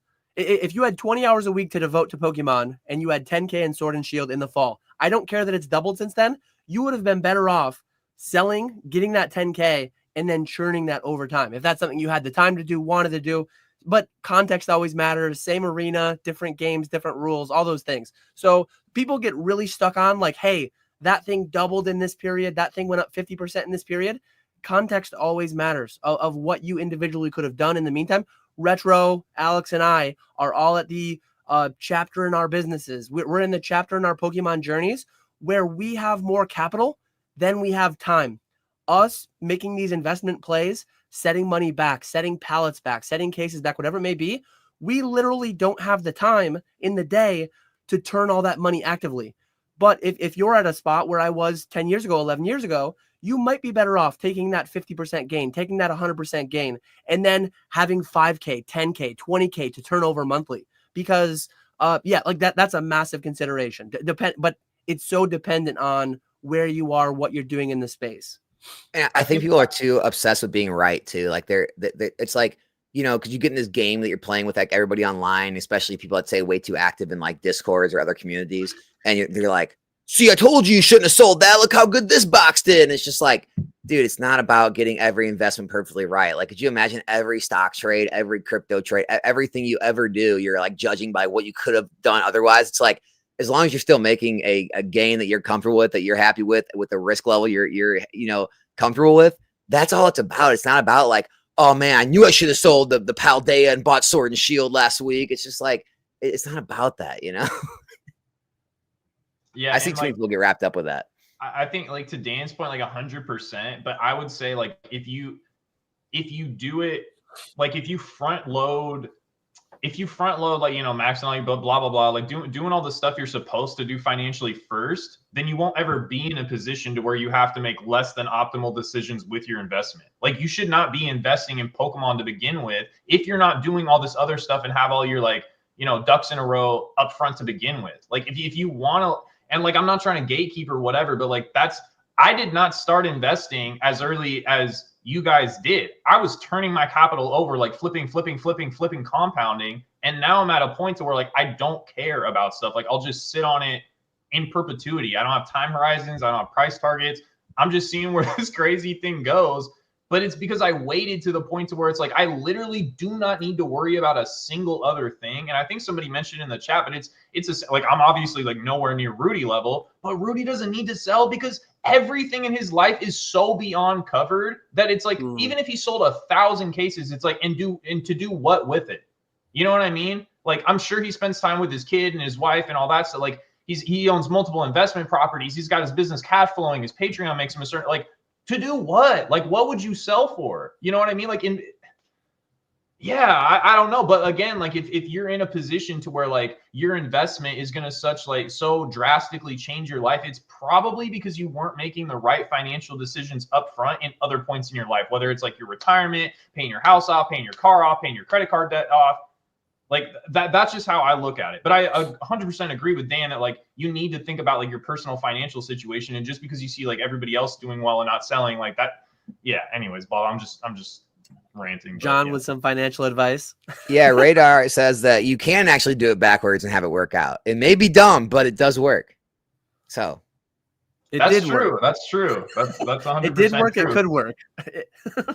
yeah, I mean, no, I mean, it's just I don't know. It's just I've been noticing like that a lot too. It's almost like people are just like get to the point where it's almost more of a competition than like, guys, this is kind of like Retro said with the funny money thing. It's like, guys, this is real money. It's real lives here. It's like, you know, like me and Dan were talking about people like giving us crap for paying our houses off. It's like, dude, I'm not trying to like be, you know, number one investor. I'm not trying to go to like the Stanley Cup of investing.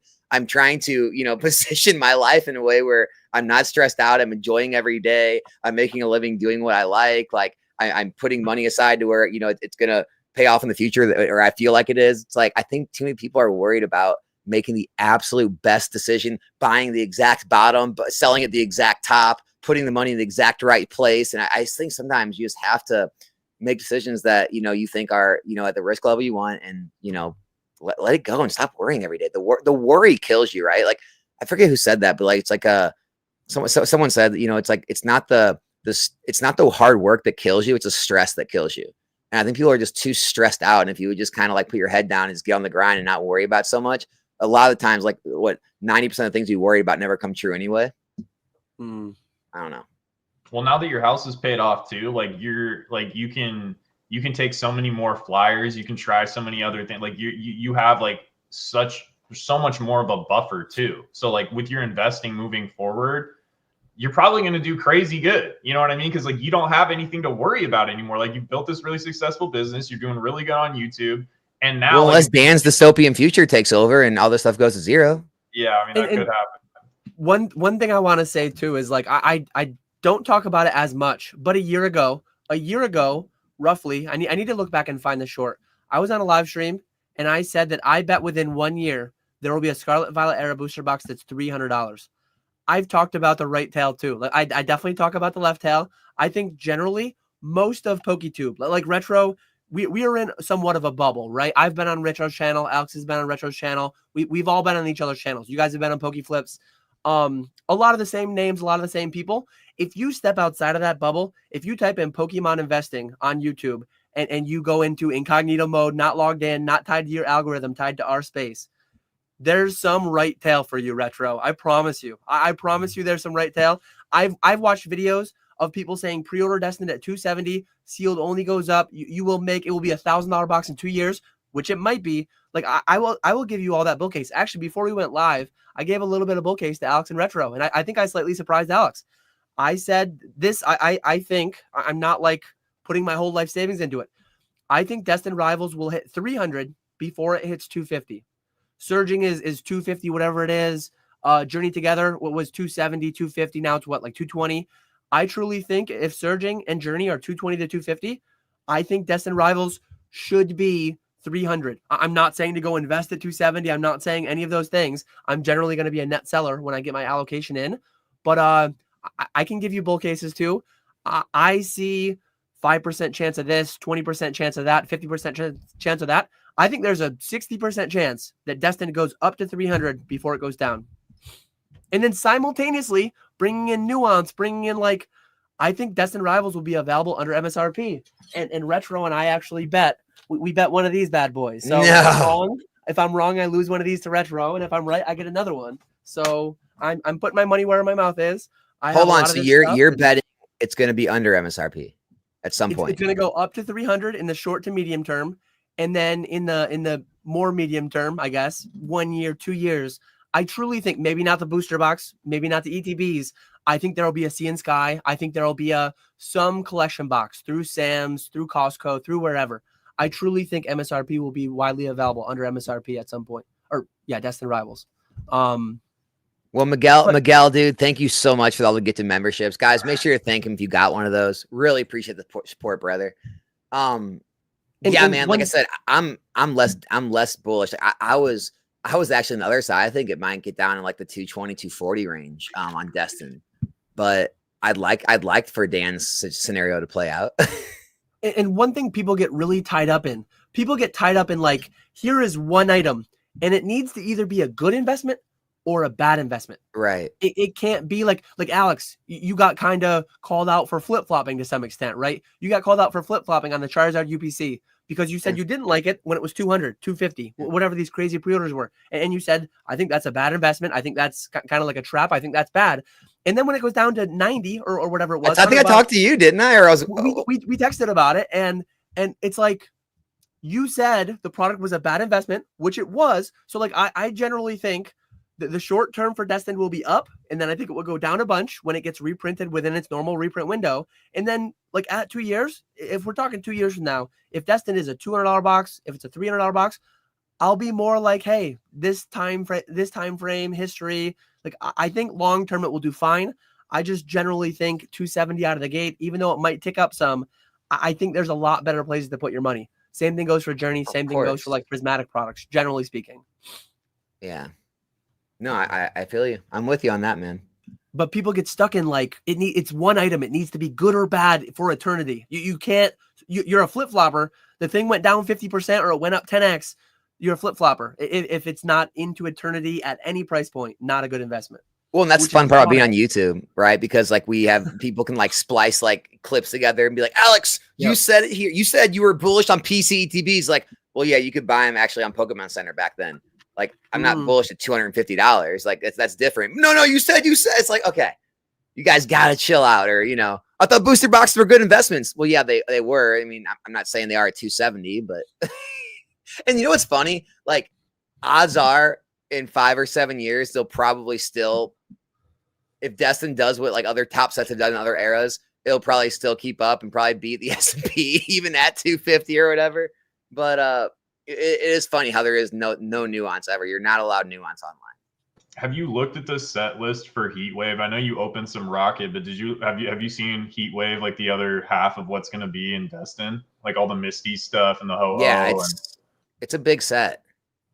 It's gonna be a juicer, dude. I think like this is like one of the best English sets for sure. Like they combine. At first, I was like, oh man, it's kind of a bummer that it's not like a Rocket set. But like now looking at it, I'm like, yikes, dude, this is gonna be a juicer. Like it's so big. There's so much cool stuff to chase. Like I think people are gonna rip the crap out of this set. Like it's probably gonna be the best selling. I mean, it's brand new, so people are gonna rip it. But like I think it's gonna be the best selling product on streams for a long time, just because it's a better experience, I think. This is actually true. I did not believe in booster bundles. I still am like 100% booster boxes, like more. I would much rather have booster boxes and mainline sets. When it comes to specialty sets, booster bundles have been doing very well overall. And yeah, I actually have changed up on booster bundles, but I've also changed up on loose packs. Like ever since, I started, seeing how the streaming world works, I was never about loose packs. I was always about sealed products, sealed booster box.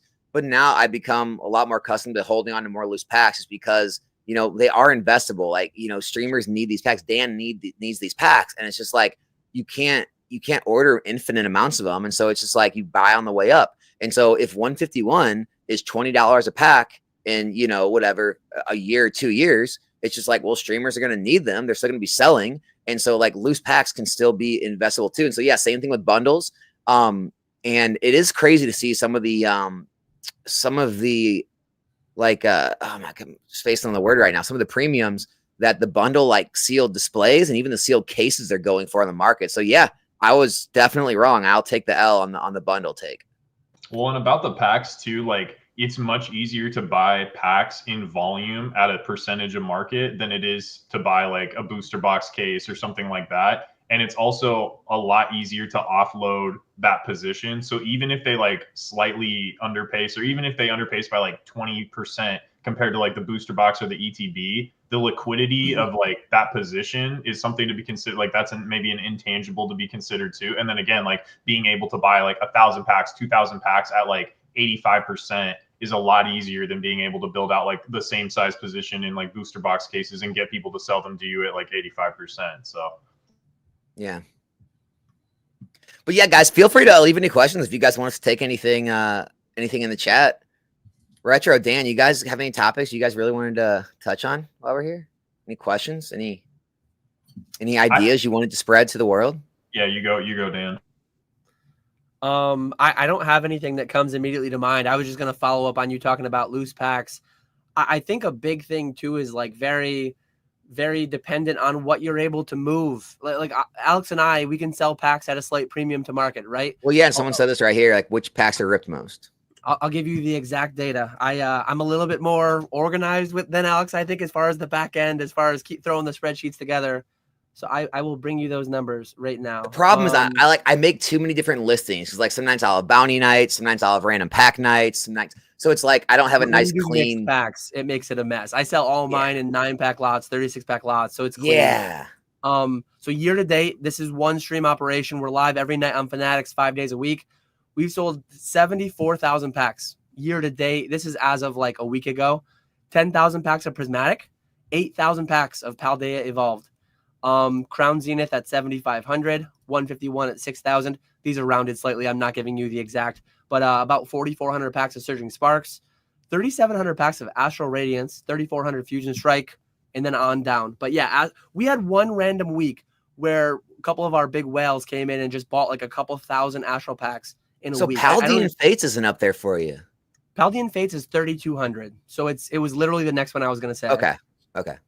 Yep. But very anecdotal. Like even though it's 70,000 packs, sounds like so many. It is one tiny operation with respect to like you're going twice as with respect to some of the other operations across multiple platforms. This is just one little operation on Fanatics. I mean, I don't have the exact numbers, but those all sound very similar to mine. I mean, I can clearly tell you 151 Prismatic, Paldean Fates, Crown Zenith. Those are definitely the top 4 for me.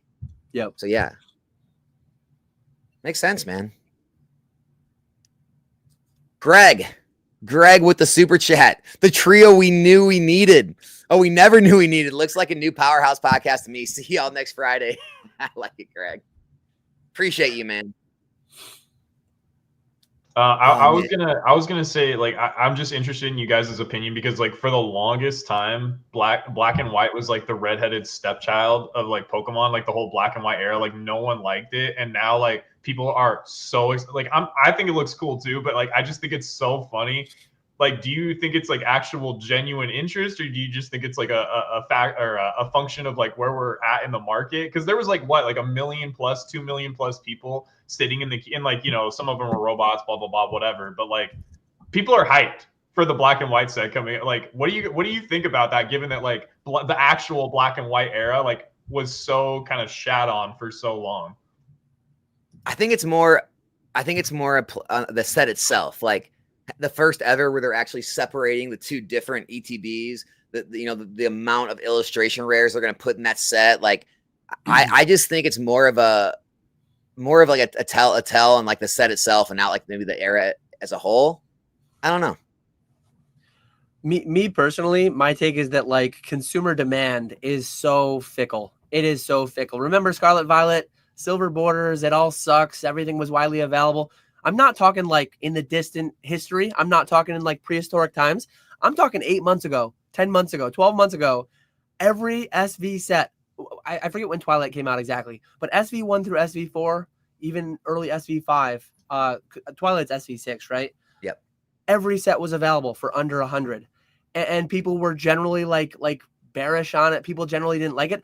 I'm one who's like I think a bit of a meme. I'm a robot. My highs aren't as high. My lows aren't as low. I'm always just like, let's see the set come out. Let's see the data. Let's see what it looks like. I generally I'm easy to please. I think I like a lot of the sets that come out. People, oh, black and white, it's trash. It's horrible. This is going to be terrible. The beginning of the end. I'm just like, it seems fine to me. 156 IRs or SIRs or whatever it is. It's going to be $100 ETB. I think it's going to be cool. Looking at like actual data, I just pulled up like the video game sales history by generation. So black and white sold 24 million video games. That's between 1 and 2. XY era didn't have like a sequel. So I guess black and white like base in 2010 sold 15.6 million copies. XY era sold 16 million copies. Sun and Moon sold 25. Sword and Shield sold 26 million. Just a little bit of data there. Hobby so, like, growing now. Black and white was generally lower, but yeah, the hobby was lower in 2013 than it was in 2018, 2020, 2020 and beyond. But I'm excited for it. I think it'll be a lot of great arts in there.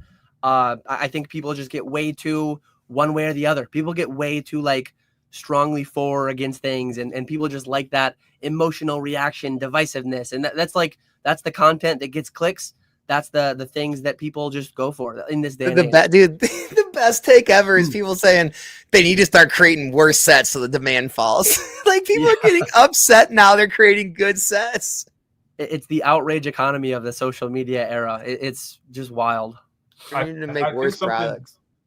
I think something too I've been thinking about a little bit, and then Zardlurkin had like a good question at 158. It looks like he put like stop signs by it. But one thing I've been kind of noticing too is, especially in English, a lot of the illustration rares that are of like B, C, even like D tier Pokemon tend to do fairly well just because the art is so good. And so I feel like we've maybe kind of entered this era where like if the art is good enough, people look past the fact that it's like not their top 10 or top 20 Pokemon. They're just interested in the card, like as a collectible, because it looks good to them. And they're like, so like there's a Drampa that Konda did, like Shinji Konda did in Pokemon Pocket. It's insane. Like the art looks so good. I don't care about Drampa, but like if I saw that card, I'd be like, yeah, that'd be like a chase card in a set. Like people would go after that card. You know what I mean? So what do you guys think about that? And then maybe we can get into Zardlurkin's comment. Like, do you agree with that, or do you just think it's because everything is so expensive right now, people are just buying whatever they can buy? Or do you think that like people have moved on from like it has to be Charizard or Mew or bust? Yeah, I think it definitely moved on, man. I think that's been pretty apparent. Like, but I mean, I think it's still like Pokemon that have always been like popular. I mean, I feel like Garatina's probably always been pretty popular. Like Umbreon's always been pretty popular. Magikarp always has sort of a cult following. Like, I don't know. It seems like they're definitely broadening their horizons, but I don't know if it's like too deep to where like you're saying, like they're just picking random Pokemon. Because like if so, we'd start seeing those cards run a lot more. Where other than like the big illustration run, I don't know if we're seeing too much. I don't know, man. It's a good question. I like the question. I'm just not sure it's becoming that big of a thing. I don't know. Yeah, I think generally the ANS tier Pokemon still stand out, but I think there's room. Like I said a while back, artists will art. I think doing too much investing just on something being good art, I think is a little bit risky. I think there's a lot of speculation and investing going on in individual singles. When it pans out, it can really pan out, but when it goes dark, it can go really, really dark too. You just kind of like you increase the standard deviations are a lot wider. That right and left tail are a lot more extreme on both sides with singles. So I don't touch it too much, but yeah, they kind of years ago they only used half the card, right? Then they blew our minds when they started using the whole artwork. Black and White, Zekrom and Reshiram were the first cards where they used the whole artwork, and now it's like, what more can you do with that? They've done alt arts, they've done SIRs, they've done some different ways of using the whole artwork for the card. But I think 20 years from now, 30 years from now, there's going to be so many more amazing, beautiful, literally tens of thousands more amazing, beautiful artworks. So getting to like investy, speculative on individual things, and different conversation entirely if you're collecting. That's a whole different conversation. But speculating, investing in singles, it just scares me too much. I don't do it. There's always going to be a lot more good art coming constantly, I think. I'm confident in that. Yeah, I'll start out by answering Zardlurkin's question. So I think it comes down to everyone having different goals in life. And so it's like, if you're asking if I still want to collect, sure. If money was not an issue, I would love to get, there's so many things in the hobby that I would love to have. But like, as far as like me and my wife's personal goals, like we don't want to be working in our 50s and 60s. And so like, we're making a lot of decisions now to where we're foregoing a lot of enjoyment to make sure that, our money's being put in the right places to where we're not, we're financially independent later on in life. And so it's like the best like example I can give you is, would I love to have like a sports car sitting in the garage and have it to drive on the weekend? Sure. Am I buying one? No. And so it's like, yeah, would I love to have some things in my collection? Sure. I still love to collect, but it just doesn't make sense to me to have thousands of dollars of like just things I like on the shelf when that money can be used in other things that I think is going to perform better. And also even be used for the business or whatever else, put in the market. And so like, that's the reason I don't collect as much as I used to, is because I'm just trying to make better financial, like wise decisions for the future. Whereas, other people, look, there's no, here's the thing, like, I'll get philosophical, then I'll let you guys go. Like in school, like we're our entire lives, we're taught to like find the right answers. Right. But then you get out into life, there is no right answer, right? It's only right for you. So it's like, doing what I'm doing is not right. right? It's just right for our goals. Like someone else, maybe you have a great job that you enjoy and it's not work to you, and you like to go and work your 9 to 5 and you come home and you have a great family life and you just want to do that the rest of your life. Well, guess what? Then you don't have a goal to retire early. You're doing what you're already doing, and your extra money can be put into collecting or put into something else you like to do or get.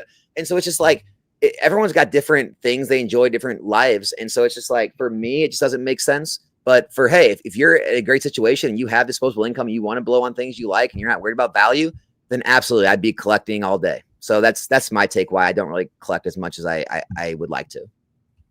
Yeah, and I'd imagine, not to speak for you, but I guess confirm, doing all the pack ripping you're doing scratches that itch to some extent, right? Like being so involved in it, you're handling it, you're not owning it, but you're still knee deep in it. You're still, dude, I still enjoy opening a hit. Like when I pull those, dude, when I pull a big hit, it still does something to me. I think people like get that like misconception, like, oh, well, you pull so many, you probably don't even care anymore. No. When I pull the big hits, it still does, even though it's not my card. I love it. And it definitely scratches that itch.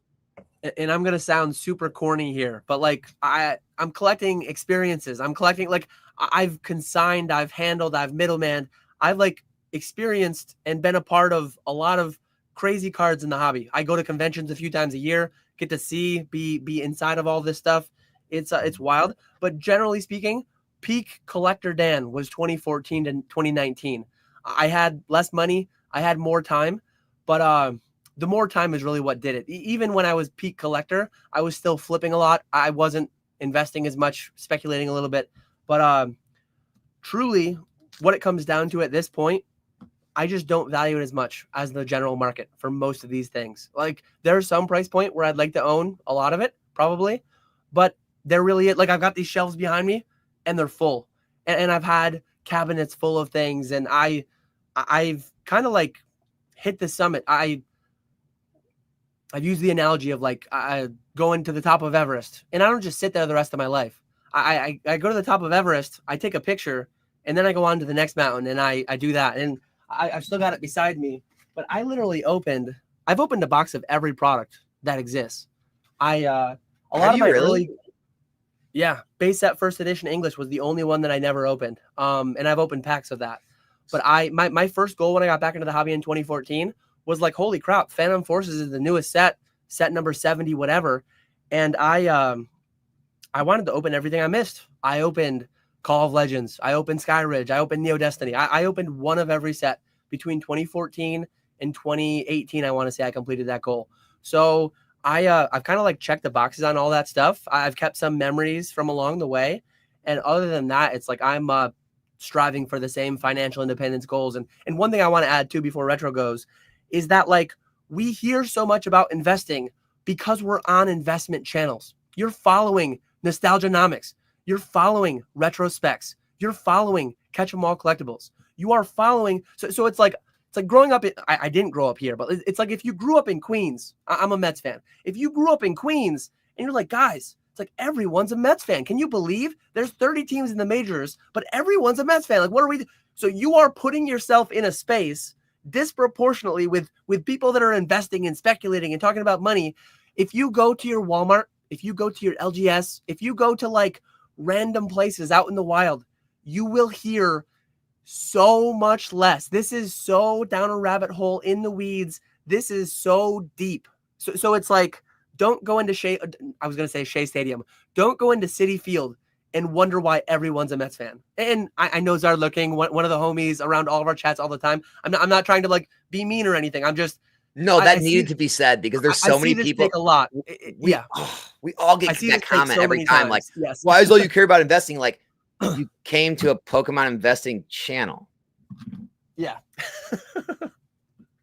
So just know where you're at and keep that context. Everyone's investing. I watch these three channels here, and everyone's investing and everyone's talking about money. Everyone's obsessed with money. Go to your LGS, go to your Walmart, join a local Facebook collecting group. Like, people are master setting things. People are like, there are channels out there. I promise you, there are channels out there where they just talk about art and they talk about playing the game and they talk about building master sets. And those are all things still. You're just not in the place for them. For sure. Isn't PokeRev, is he still like the biggest Pokemon YouTuber for cards? It might be DPM now.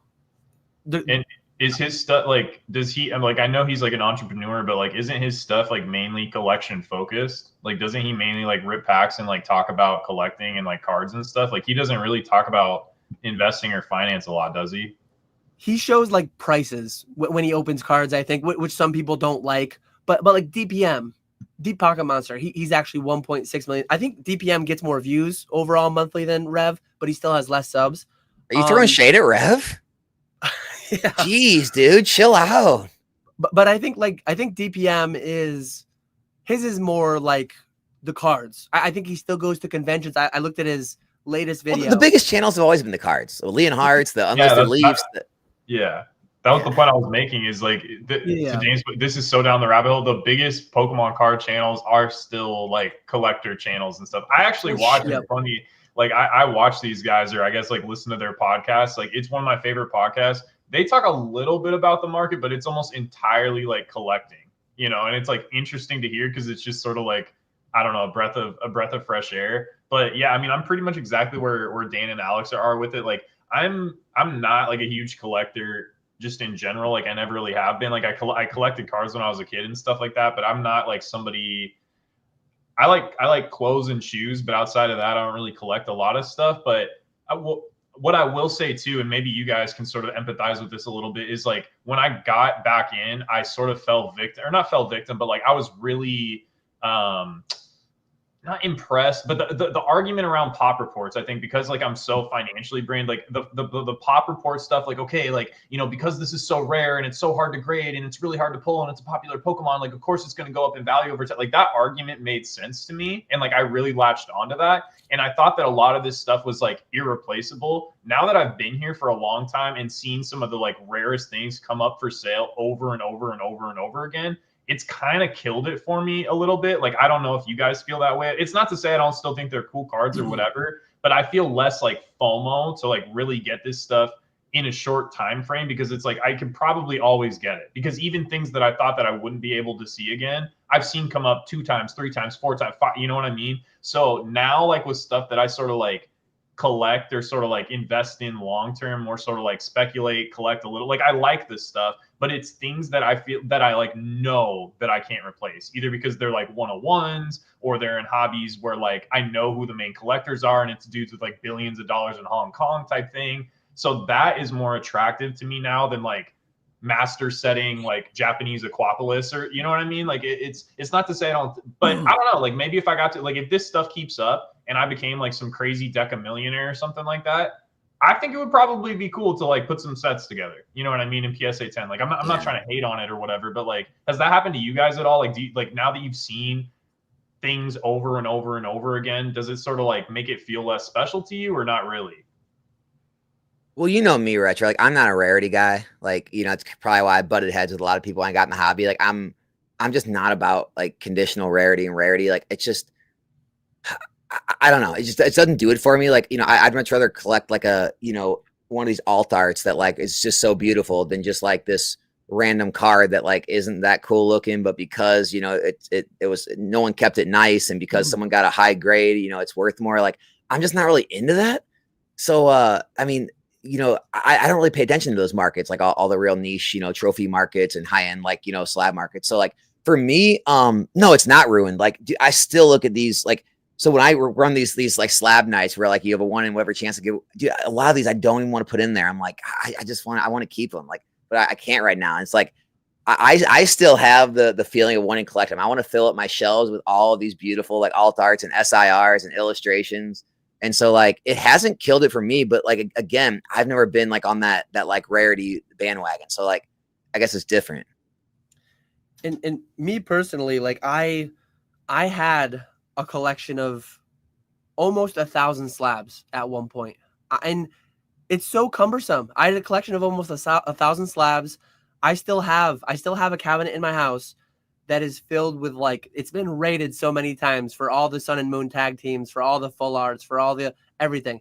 I used to want to collect a master, I don't do reverse hollows, so just complete sets. Every set from base set to current. I have my childhood binder of base jungle fossil, and then I have partial sets of everything up through Sun, Moon, whatever it was, wherever I ended. And it was just too much. It was like all this stuff behind me is too much. It's like, this is all I can present. And I got to a point in 2021, where it's like all the prices of these things that I collected over the years, every PSA 9 Gold Star, every PSA 9 Level X, EX, every PSA 9 Prime, Legend. I had everything I wanted in PSA 9 pretty much.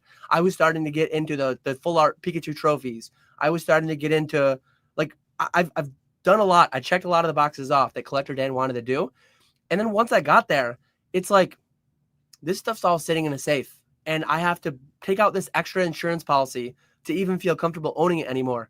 And I worry about things opening my safe enough to get, so that they don't get like moisture inside of the cases. And I don't like to display them in my house because it's like, this is too much money. I don't want to. So it became more of a stress. It became more of like, I'm not appreciating this enough. And yeah, pre-financial independence, it's like, so many things are working against this. Let me just sell it all. And to follow up on the Czar lurking thing, I'm building a Pokédex binder with my son right now. And it's been a while. We've been slacking. One thing I love about this black and white set, now that I think about it, a lot of the ones he's missing, like he has most of the older stuff from 151. He has a lot of the like popular ones that are constantly being printed in every set. A lot of the black and whites, he probably doesn't have them. But when the black and white sets come out, we're probably going to like knock off another 50 or 100 slots in his Pokédex binder. So it's going to be amazing. And I'm collecting more cards like that are experiences. Like I bought this from Retro, shout out _retrospecs on Instagram for all your Japanese needs. You got scalped. I'm not going to PC this one, but when Destined Rivals go sub MSRP, the fact that I won one from Retro in a bet, that one's going to be PC forever. So I can't wait to add that one to my PC. Dude, you got so scalped on that. Yeah. Czar lurking. He's getting called out because we're spending too much time on his question. We got to move to a different question.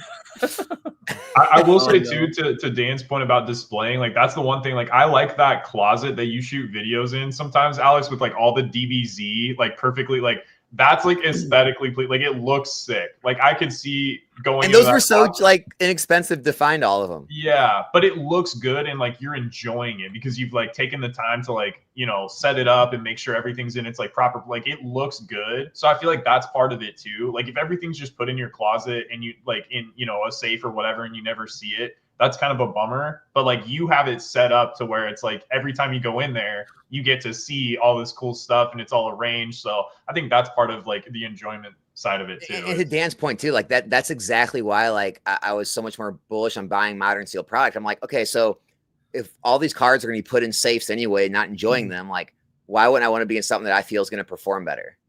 And like that was always my thought. It's just like, well, yeah, there's a collecting aspect to the cards too, but it's just like, well, they're just gonna be stuck in some safety deposit box or safe. So like, I'd rather just put it in sealed product then if it's all just kind of an investment, you know? And I'm a collector in more than just Pokemon too. I have some coins. There's more coins that I'd like to add. And it's like whatever the price point, $5, $500, $5,000. If I have $5,000 that I just want to I want to tie this money up forever in some illiquid collectible that I just love and will see every day. There's things outside of Pokemon that I generally would go to value-wise, how I think they'll perform, the appreciation I'll get from them. Generally, I'll find more value outside of Pokemon than in Pokemon. Okay, we're going to turn Dan's mic off there, guys. Coins and steins and old brewery. Finding value outside Pokemon doesn't exist, sir. Other things exist too. Blasphemy, I know. Retro or Radar was asking about some DBZ stuff. Retro, you still going hard on DBZ? Still going hard on DBZ. That's another thing too to the collection point. Like I didn't prioritize certain things. Like when I first started sort of dabbling in the niche stuff, I kind of thought like, oh, it's so niche that if like you start getting to the really, really rare parts of these niche hobbies that like they would be available. And I've seen them outperform so crazy that now I feel like insane FOMO. So I've actually been going after things that I don't want them to get out of reach. You know what I mean? So I've been going after some like niche DBZ stuff because I think it's really cool and I think it's already performed well and I think it could perform like really, really well over time.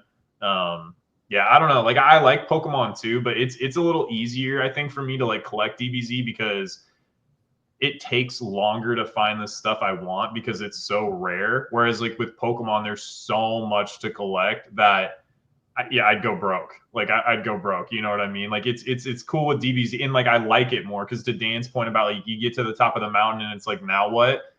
It'll take me a long time unless like I prioritize collecting. Like it'll take me a long time to complete all the stuff I want. So, and it's kind of fun too to like collect and also think that things will go up in value. Like it's kind of cool to have like a managed portfolio that you also like as a collection. You know what I mean? So that's kind of where I'm at with DBZ. Yeah, it's weird with me. Like DBZ was definitely a huge part of my childhood too, but it's like, I guess we never had the cards. We always obviously watched the show. We had like, Ultimate Battle and Budokai and Tenkaichi and all like the old games. But like, I guess I never had the connection to the cards. So I never really went that direction. But I mean, obviously Dragon Ball Z is like one of the greatest franchises ever as well. So I get it, man. No hate for the DBZ. This is actually a good question, like about going full time. So if you guys wanted to go into Pokemon full time or any other collectible, where do you think your collection value should be at? Or I guess we could say like capital collection value, 0. We did it at the same time, 0. Inventory is more efficient. Like not even memeing, actually. If you are in business, it is beneficial for you to everything be inventory. Inventory is expensible. Inventory you do not pay sales tax on. Everything is bought with intent to resell. Maybe some things you hold a little bit tighter, and then also from the practical side of like, if you have 10K in capital and you have 50K in collection, you're just handicapping your business. You aren't allowing yourself to get to the potential you could otherwise. So I say it partially memeing, but also genuinely like tax efficiency and just allowing yourself some runway, allowing yourself to actually give it a fair shot. It should be 0. So I had a first edition PSA 9 set of base set. I had every first edition PSA 9 except the Charizard, both Red Cheek, Yellow Cheek, Pikachu. I had literally every card in PSA 9. When I went full time and quit my job, all that got sold. Literally, all those got sold. It was like, I don't know, $30,000 or $40,000 at the time, and all that went in. Right now, that stuff's doing well, right? Like, had you held it, the Charizard, I think it's Charizard just sold for like 30 or 40 grand or whatever. But opportunity cost, the amount of stuff you did with that capital in between now and then, you outperformed it heftily with your. I mean, you have to here's what you have. This is the best advice. You have to want to run your own business, be your own boss, like get out of what you're doing worse than you want your collection. That's what I would say. You gotta want to do this worse than holding something in your collection to look at. And at the time, I've kind of had my own businesses my whole life, and so like a job for me has always been like a stepping stone to start like while I was figuring out what I was going to do next. And so like for me, it was always about getting out of whatever job I was working. It had nothing to do with how much money I was making. It just always had to do with I always want to be my own boss. And so it's like I've had multiple different companies, and in between each company, which I either sold or whatever, I always had a job for a little while, 6 months, a year. And so it's like for me, it was always more important than having like stuff in my collection that I like to do something for myself again. So I think you just have to ask yourself that, lucky viewer, and decide what's, do you really hate your job? Do you really want to do this full time? Is it worth giving up, things to get other things accomplished? That's just, again, there's no right answer. There's no right answer. And just to provide almost a counter example of sorts, like one of the biggest collectors in the hobby, simultaneously one of the biggest investors, businesses in the hobby, Rusty, TCA Gaming. It blows my mind that I can say that name. How many people are in here? 400 people in here. There's probably a decent amount of people who have no idea who that is. And that blows my mind because he's still doing massive things to this day. But such humble beginnings, like so much of this, I know it's like always on the fence, Dan, too much nuance, Dan. But like if your cost of living is 20 grand a year and you can get by making enough money to support yourself, grow your business, and keep a $10,000, $20,000, $50,000 collection, have at it. But it all depends on what your goals are, what you want to grow to, what you're able to do. So don't take it as like, oh, if you want to start a business, you have to liquidate everything tomorrow. There's a lot of room for doing whatever you want to do. Rusty, over the past 15 years that he's been in Pokemon, roughly, I don't remember exactly when he got back in, he's had one of the biggest, craziest collections most of the way. And over time, he's sold things that he only had one of. Even like SM Pratt, he sold things that he only had one of, but he I would love put to have Rusty on to just tell his story one day. Yeah, and he's been on a lot of podcasts. He's told his story in a lot of different ways, and I'm a big Rusty fan. I've listened to maybe every live stream he's ever been on, aside from the ones that he does personally where he just rips packs. But if he's been on a podcast, if he's been on a Q&A type thing, I've probably listened to it, and it's a crazy story. Very humble beginnings, and amassing like the empire that he has today. It's crazy. I feel like I was more hyped on Rusty's Charizard collection, like his Japanese Charizard collection, than he was. Like, he sent me to the Shadow Realm when I was like, "Oh, bro, you got the no rarity and you have like the unlimited XY stuff," and he was like, "Yeah, I guess." It's like, dude, like, this is so cool that you have all this. And I don't know. He's had so many cool things at this point that, you know, like, maybe stuff just isn't as crazy to him anymore. I don't know. And you're talking. Well, no, I think it's just him as a person. Like, I mean, because I've watched a lot of Rusty stuff, and like, I just think stuff in general isn't like as important to him. Like, even though how much he loves Pokemon, loves Yu-Gi-Oh, and all these things, I just think like his life, his family, like he definitely knows how to detach from this and understands like all this isn't real life. Like, he's really good at that. And he's definitely not like grinding as hard as he possibly could be. He's definitely not like number in his bank account being as high as it possibly can. Like, a lot of people's goals in life, which is entirely fine if that's the way you want to do it, like that's perfectly fine. His goal in life, I can promise, is not biggest number in bank account at death, is like tied to directly how successful you were as a human being. He's and I think to an extent, like similar to me, like I'm not grinding, and I don't want to speak for you guys, and you guys are here to say, but money is not the only thing I'm trying to maximize here. And I'm not saying Lucky Viewer has to. I'm not saying everyone has to. Everyone has their own goals and their own methods for trying to attain those goals. And nobody knows the perfect formula. We're all just out here doing our best. I mean, yeah. I'll definitely say like I'm grinding a lot more now than I was like a year ago. Just because the hobby's so crazy, and it just seems like there's always too much to do and not enough day to do it in. But like, yeah, I mean, there'll come a time when like obviously like there's less action and that'll come down. I just think the whole like work-life balance thing, it's just like there's seasons in life, you know. I think it's impossible to stay balanced like 24/7. I think there's gonna be times when you're, you know, crazy busy, you just don't have enough time to do all the work, and there's other times where you're just gonna have more time on your hands, and that's when you go enjoy other things and just enjoy taking things a little easier. So like, I just think right now with everything going on, it has been, I would say, more of a grind now than before.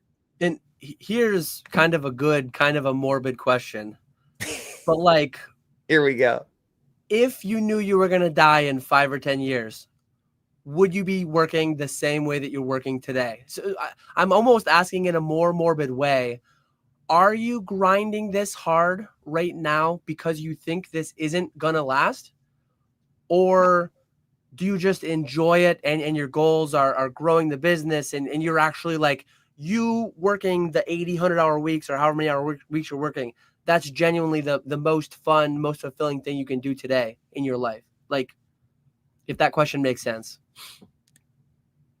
Obviously, it's not the most fun. Like, you know, I'd rather be like out playing 18 holes of golf every day, right? But I think it's impossible to answer that because like it's not having that answer. Like, yeah, if we knew we were going to die in 5 to 10 years, well, I mean, then we don't have to save up for retirement anymore. Then we only have to have enough money to make it 10 more years. So it's like, well, yeah, then I guess I wouldn't have any reason to work harder. But I think it's the goal of having to know that like, well, you know, life's only going to get more expensive, and you need to have this much put away to be able to pay for those expenses and be able to live off of for our normal life expectancy of 70 to 80, you know, 90 years old. And so it's like, you know, I think that is why I'm grinding so much harder. Whereas like, yeah, if you knew that, then yeah, I'd probably be taking it easier. I'd be making more time for other things right now. I wouldn't be, you know, maybe doing as much as I am, but it's hard to like give that answer because, you know, it would change for sure. And here's one follow-up question that I want to add. Do you think your and the Pokemon market to an extent are kind of like capped out? Do you think you're making more this year than you will be in 5 or 10 years? Or do you think like between now and the next 10 years, do you think year over year, you're going to grow your gross, you're going to grow your net? More importantly, do you think like you and the hobby both have like that much more room to go? I would say I think there'll be a time when the business will make more, but I'm not going to say every year it'll make more. Like, who knows? Next year it may make less, but then like 3 years from now it may make more. Like by that time, maybe I have more things built up. Maybe the channel's bigger. Maybe I'm not, my distribution accounts are bigger. Like the business will definitely expand, but it's just like if the hobby slows down or the world economy slows down, like that'd have a big effect. So like I would say over the next 5 to 10 years it'll grow, but maybe like every single year it won't be like there'll be some yeah. That's what I would say. I think you've said that before too. Like, yeah. Really quick, I have a content idea for you.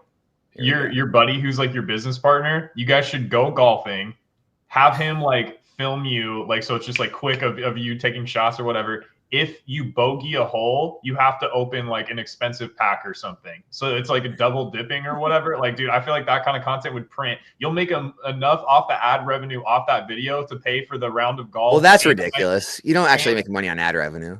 And a nice lunch at the clubhouse for you and your buddy. So it would be cool. I like it. Sure. I actually like that, man. That'd be a cool video. But yeah, I mean, I don't know, dude. Like, maybe I'm just nuts. I like building business. Like, I like the work. Like, there's stuff that's like grindy about it, like answering messages, or like people will ask me questions that it's like people will ask me, like, I put every single day the same price list up and it says like free shipping, like every single day. And every single day I get a question, how much is shipping? So like stuff like it's, what I mean? It's just like stuff like that kind of gets to you. But dude, I like growing business, and like I like seeing what, like, I don't know, like I like pushing and seeing like what is like my potential, like what could I really do if I kept it, like what is possible. And it's not just like money for money's sake. It's more about like what could you create over time, and then like what does that like lead into, and like I don't know, like that is fun to me.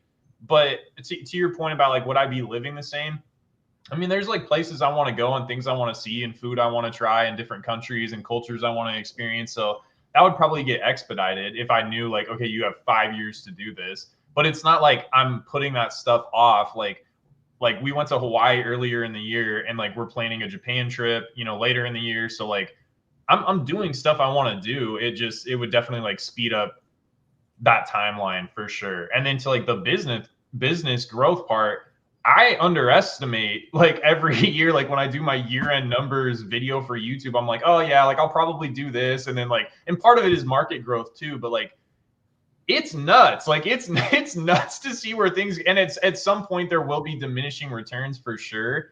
But like, dude, I didn't know it was possible to even get to this point. And like, I know I'm leaving money on the table, and I know there's upside that I'm still not capturing. So it's tough. Like, it's not even all about the money. It's more about like what the money could do. Like, not spending. For me, it's the competition too. Yeah, but like, because all of us talk to other people that are all doing better than either one of all of us too. Like, so it's like when you talk to people that are at that next level, you're just like, oh damn, there's another level to get to. How do I get to that point? And it's just like, it's almost more of that competition. Like, I don't know, at least me, I'm competitive. Like, you throw a freaking Monopoly on the table, I'm going to try to beat you. It's just, I don't know. It's that competition. Yeah, I mean, but I don't necessarily like get happiness out of like beating anybody else. Like I see what you're saying. Like I'm competitive, I'm highly competitive too, but like I don't feel better knowing like ha, like I sold more Pokemon cards than you. Like that doesn't make me feel better as a person. I think like silent happiness is the biggest flex. Like actually being content in your own life is probably like the biggest flex, rather than like I'm cooler than you on YouTube, or like I have a bigger collection, or what, you know what I mean? So but I definitely get the competition part for sure. I think it's also like when you see people doing better than you, it's like, whoa, like that's possible. You know what I mean? Like, yeah. So I don't know.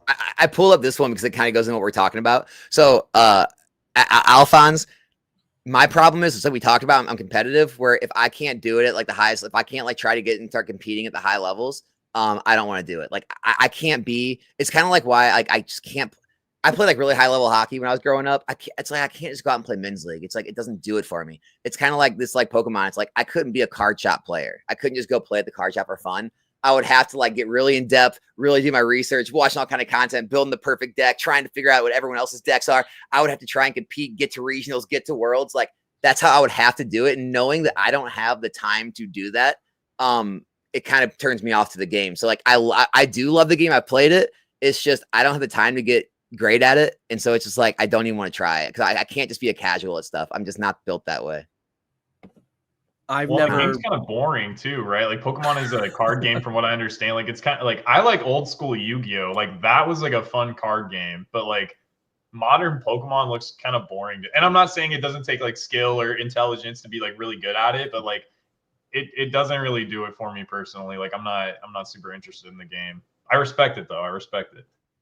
I actually want to learn it at some point. My son wanted to learn it. I talked about doing it as like a winter project with him last year, learning the game, building some decks, learning the game with him. He couldn't read perfectly at that point, but he's reading. He's going on 7 this year. So I think going into this winter, when you're inside a lot more, looking for things to do. Well, just use some of the cards you get from Retro. You can't read them either. Be fair. Yeah. But yeah, I actually do look forward to engaging more with like trying to play the game some. And my wife and I play some different board games, card games. And I do want to learn this game at some point too. I haven't yet. What have people been saying about the game? Like, what is it kind of like? Is it resemble Magic or? I think from what I hear generally, it seems like it's being received really well. I played like a slightly improper version of it. I actually played with Charlie that release weekend in Fort Lauderdale. We got a couple boxes and broke them, and we made some decks. The thing is, like, he had been involved along the whole process, so he didn't even remember 100% like what the final rules became. So I think he said he kind of taught me some slightly incorrect things. I still need to try it again with the actual rule book, and I haven't sat down to give it a try yet. At some point, I'll make my wife try with me. You pulled back a little bit this year, right, Dan? Like you're not working as much as you used to. Yeah, like I'm probably working on average like 50-hour weeks, which I feel like is a good balance. If this was 10 years ago, if this was 2015, say I didn't have kids yet, I'd probably be working 100-hour weeks right now. I'd probably be working 80 to 100-hour weeks because I'd feel like this isn't going to last forever. And depending on where the finance was, what percentage of FI was achieved at that point, I would definitely be grinding a lot more if it wasn't for where I am in life currently. Like I'm going on Cub Scout trips with my son, and we're going to a water park in the middle of a week, and if trip might cost $1,000, but the amount of DMs that I ignored, the amount of emails that I ignored, the amount of like things that I wasn't engaged in, I probably missed out on thousands of dollars or more of profit that I could have made there, right? And I'm perfectly fine making that trade-off because all the sappy, they're only this age once, and I definitely this summer there's going to be more midday zoo trips, and there's going to be more like just family. Like we're going to Cleveland Collecticon, and then the next week we're going to Niagara Falls for a few days, and we're going to be doing a lot more travel this summer. I love that. At the cost of the business scaling more, for sure, definitely. When you taking PK and Pongo to the water park so they can have a vacation day? Honestly, we have a call next week, and one of the topics, if they're listening, one of the topics is going to be the corporate retreat. Maybe an annual corporate retreat of some kind will be a thing. So I need to figure out some details on that. The corporate retreat to your favorite wing and beer spot. I'm only 40 minutes from an airport. I'm 5 minutes from a casino. There's a lot of that's scary. That is 5 minutes. I don't go myself. If people come visit, I'll go with them, but I don't go myself. I'm a gambler though. Like I genuinely enjoy blackjack, and I enjoy the math behind it. And I know it's stacked against me, but it is enjoyable. Yeah. Do you ever? I know I always get. I feel like it's all. I talk to everyone about it. Like I always feel like I'm getting behind. Like whenever I'm taking like time away, I always feel like, and then I'll see someone else post a video or someone else's channel growing, or they're, someone tell me their numbers, and I always feel behind. Do you guys ever feel like that when you talk to people that are also like doing well in the space? I think I'm pretty good. Like I made a video a while back, how much is enough, talking about not keeping up with the Joneses. I think I'm pretty good at not worrying about what other people are doing. Like I see it more as like inspiration. I see it more like me today is doing more than Rusty did 5 years ago. I will never in the same year probably. Well, and maybe I will someday. Maybe I don't know what he's going to do. And he's definitely reeling it in a little bit. He's definitely dialing down a little bit. But I look up and I see like more inspiration. I don't see it as like, and you talked about your competitiveness. I'll be fine playing Pokemon with my son and never being the very best, like no one ever was, right? I can be more casual with certain things, and That's different. me That's different. me casually getting to financial independence, but not being the most financially independent will be perfectly fine with me. Me being a 6,000 sub channel, 7,000 sub channel, 4 years in is perfectly fine with me. You ever get that way, Retro? Jay-Z has that line, "What you eat don't make me shit." It's, again, it just goes back to that point of like silent happiness. It's like, yeah, there's other people doing bigger numbers and stuff like that, but at the end of the day, like them doing more or less than me or whatever, like it doesn't affect my life or my personal happiness. Like if my numbers grow, even if somebody else is like growing more than me, I'm just like, dude, great, because now like I can do XYZ, we can like afford to take this trip, I don't have to worry about this, whatever. Like I have more freedom in my life. Like that's ultimately what matters to me. It's not so much like being better than anybody else. Still competitive, but yeah, like again, it's about like personal happiness and like what the business can do for like me personally and like my girlfriend, like our future, that kind of stuff. Yeah. But like when I was on vacation to Hawaii, like I was still taking orders. Like I took a weekend. You took my order. Yeah, like I'm like, dude. I'm like, and you're like, dude, I'm in Hawaii. I'm like, oh, never mind. Tell me. No, you're like, no. Tell me what you want. Yeah, like I was still taking orders, like doing, again, like I couldn't like I probably would have gone nuts. Like I had a great time in Hawaii, and like like while I was gone during the day, like I wasn't checking my phone. We were going for hikes and stuff like that, and I had a good time. Like I wasn't like on my phone like 24/7 responding to messages or anything like that. But I towards the end of the trip, like I was excited to get home because I was like, okay, I got a lot to catch up on. I have a lot of ideas. Like I have a lot of things that I want to do. So yeah, it is tough to kind of, I don't know, like it's measured time away, I guess. It's like time away, but like what can I still do without like impacting the vacation negatively, I guess. Yeah. And I'll say that too. Like when I went to the water park, it was Tuesday to Friday, I think. I did consignor payouts that Wednesday. Like there are certain tasks that I still have to do from time Come to on, time. stop. Wait, what? You went to a water park for 4 days? It was maybe it was 3 days. Maybe it was Tuesday to Thursday. But yeah, it was we went to Kalahari in Pennsylvania. If anyone in chat has been there, knows it. It's a pretty big water park. And then they got like mini golf, they got a big arcade, they got mini bowling. We had a good time with it. That's awesome. But I still did a little bit of work. I wasn't on my phone constantly keeping up with Discords, listening to all the podcasts. But the one night I'm like, hey, I got to do my consignor payouts. I can't just not pay people.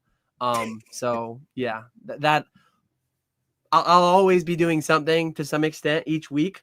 But like I'm looking forward to taking a week off, 2 weeks off here, where a week off is like, hey, I'm working 5 hours that week, just doing payouts, just doing whatever. Guys, we could literally talk all day. I really hate that I have to go at 5, but oh, you're good, man. You're a hustler. I see you on there 7 hours a day, 5 days a week, ripping packs, dude. You're an animal. Dude, I'm just here's the problem. Like I said, I'm just trying to like I'm like Retro. I like growing things, and then like my friend's working for me. I like having him stuff to do, and I don't know, man. It's just like I feel like everyone gets enjoyment out of different things. Like, just because you're running a business doesn't mean you don't enjoy it. I think people like see it as like, oh, well, you're a business now, so now you don't enjoy the hobby. It's just like, well, how is the right way to enjoy the hobby? Like, what's the right way to enjoy things? Well, how cool is that too? Now that like because it's kind of like full circle for you, because like you started investing with your buddy, and now like you built this thing to where like you can employ him, and you guys can build this thing to get like that's a pretty crazy. Well, and we talk every day about how stupid we are. Like, dude, we wanted to do this full time back in like 17 or 18, like 2017, 2018. And we just never did. It was like a pipe dream, like we both had good jobs. We both had like, wives. And it's just like, we couldn't pull that trigger, and it's just like, if we had done that, we'd both be, we'd be doing crazy big things at this point, like, and it's just, it just, like I said, it's that feeling of like behind, like not even behind someone else, just like behind where you could have been, and just trying to like almost make up for the time that you didn't do it, type thing. Does it feel a little less like now that you've been through like another crazy boom and you've got to see like obviously like your inventory, your investments have appreciated, like does it soften the blow a little bit that like you weren't here the whole time? Because it's like, okay, well now I've been through this like massive wealth creation. Like does it feel a little bit better or not really? It feels great, and also it makes you so much more confident about the future. It's just like, you know, how many more times do you have to see a pattern happen before you're just like, yeah, this is just how it happens. And you can listen to everyone's different opinions on like why it won't, why it will, but it's just like, dude, odds are, you know, we'll have a downturn, we'll have a time of stagnation, and we'll have another boom at some point. And you know, everyone will come with everyone's got a reason. Well, it's only because this happened, or only because this guy did that, or only because, like, dude, I don't care why it's going to happen or what excuse there's going to be. There'll be another boom, I'm sure, in the future, and it'll all happen again. And you know, the MSRP gang will go away for a few years, and they'll come back in the future when everything's above it again. And it's just the same stuff. It's the same stuff. Yeah, a message for the MSRP gang. MSRP is not a good price. Historically speaking, it's a terrible price to pay. You will be able to buy stuff eventually for sub MSRP again. Maybe not everything, but I think everything. I think everything. There's only 3 sets that have never been available under MSRP: Prismatic, Journey Together, and Destined Rivals, which hasn't even come out yet. Was Hidden Fates? People say it wasn't, but I'm pretty sure I live on a Pokeflips one time. I did the Wayback Machine on Hills Wholesale Gaming. I think there was a tin or something for maybe it was only for a couple days. I can see that. Yeah, there's a couple sets where it was close, but it's been every set historically. Not every. And then product, on the other side, Pokemon Go's never been over MSRP, so yeah. Except in Japanese. You picked the wrong language, Alex. I did. The wrong one. Dude, I've been coming around between you and Brian and Ray. I think you guys have you brought me a little bit around to it. I was so happy to hear when you were on with Ray that you had like the Japanese packs. I was like, okay, there's a little something in there for sure. He can at least appreciate the art. So I was happy to hear it. Hey man, I gotta have what other people want. I can't just have what I like. But I mean, anything you guys want to shout out before we end things out? Retro, you can go, and Dan can go. Like, obviously, guys, you know, make sure you check out their channels. They're literally both top of the description. Links to their channel. Just go hit the sub button. I guarantee you're going to hear something that helps you, or that you're going to like at some point in their videos or live. So make sure you show support. But yeah, anything you guys want to shout out, or what's going on? Yeah, I mean, I appreciate it. Thanks for having us on, man. Yeah, definitely. I need to get back to pre-recorded content for sure on the YouTube stuff, but I do a live every Monday called Macro Mondays, where I cover what's going on in financial markets and then talk about Pokemon market and stuff. So that sounds fun. You've been pretty consistent with that. Yeah, I've been trying to. I didn't do it in Hawaii because my girlfriend would have killed me. But other than that, like, I've been pretty consistent with it. But yeah, and then if you guys want wholesale Japanese booster boxes _retrospecs on Instagram, and yeah, that's pretty much it. Thanks for having us on. Awesome. And I'm Catch 'em All Collectibles on YouTube. I think he linked that below. I'm live every other week now, and every other week in between, I'm live with Old School Pokemon on Pokeflips. Similar feel to this kind of content we did today, Q&A. I'm a 7-figure investor, reseller, so definitely been there and done that. And I don't tell you what to do. I just share what I'm doing and why, and hopefully some people get entertainment or some kind of value out of that. Next Wednesday, I'm having my dad on, who has a 7-figure position in Pokemon investments. No, 6-figure, sorry. 6-figure, not 7-figure. Not 7-figure yet, but from what I hear from PokeTube, it's going to be 7 figures within a few years. So, guys, Dan's got more than either me or Retro invested, but he's somehow more bearish. So I don't know how it works, but it does. It's a defense mechanism. I have 100,000 packs of Ultra Modern, which is only 4 months. It's only 4 months for the live stream operation. Dude, that is so crazy. Yep. It's nuts. It's a lot in some ways, and it's nothing in some. 4 months of inventory. That's the least I've had of any time in my hobby, and any time in my journey, my business, my 4 months of inventory. That's a good way to stop things there, guys. Make sure to check out that podcast. I'm going to check it out. Dan and his dad. That's going to be a great perspective there. But yeah, guys, thanks for everyone for tuning in today. Really appreciate you. Sorry I had to cut it short. I literally had to meet my parents at 5. I had to leave at 5. So Appreciate everybody, and we'll see you back here on the next one. We're out. Thanks, chat. Thanks, Alex.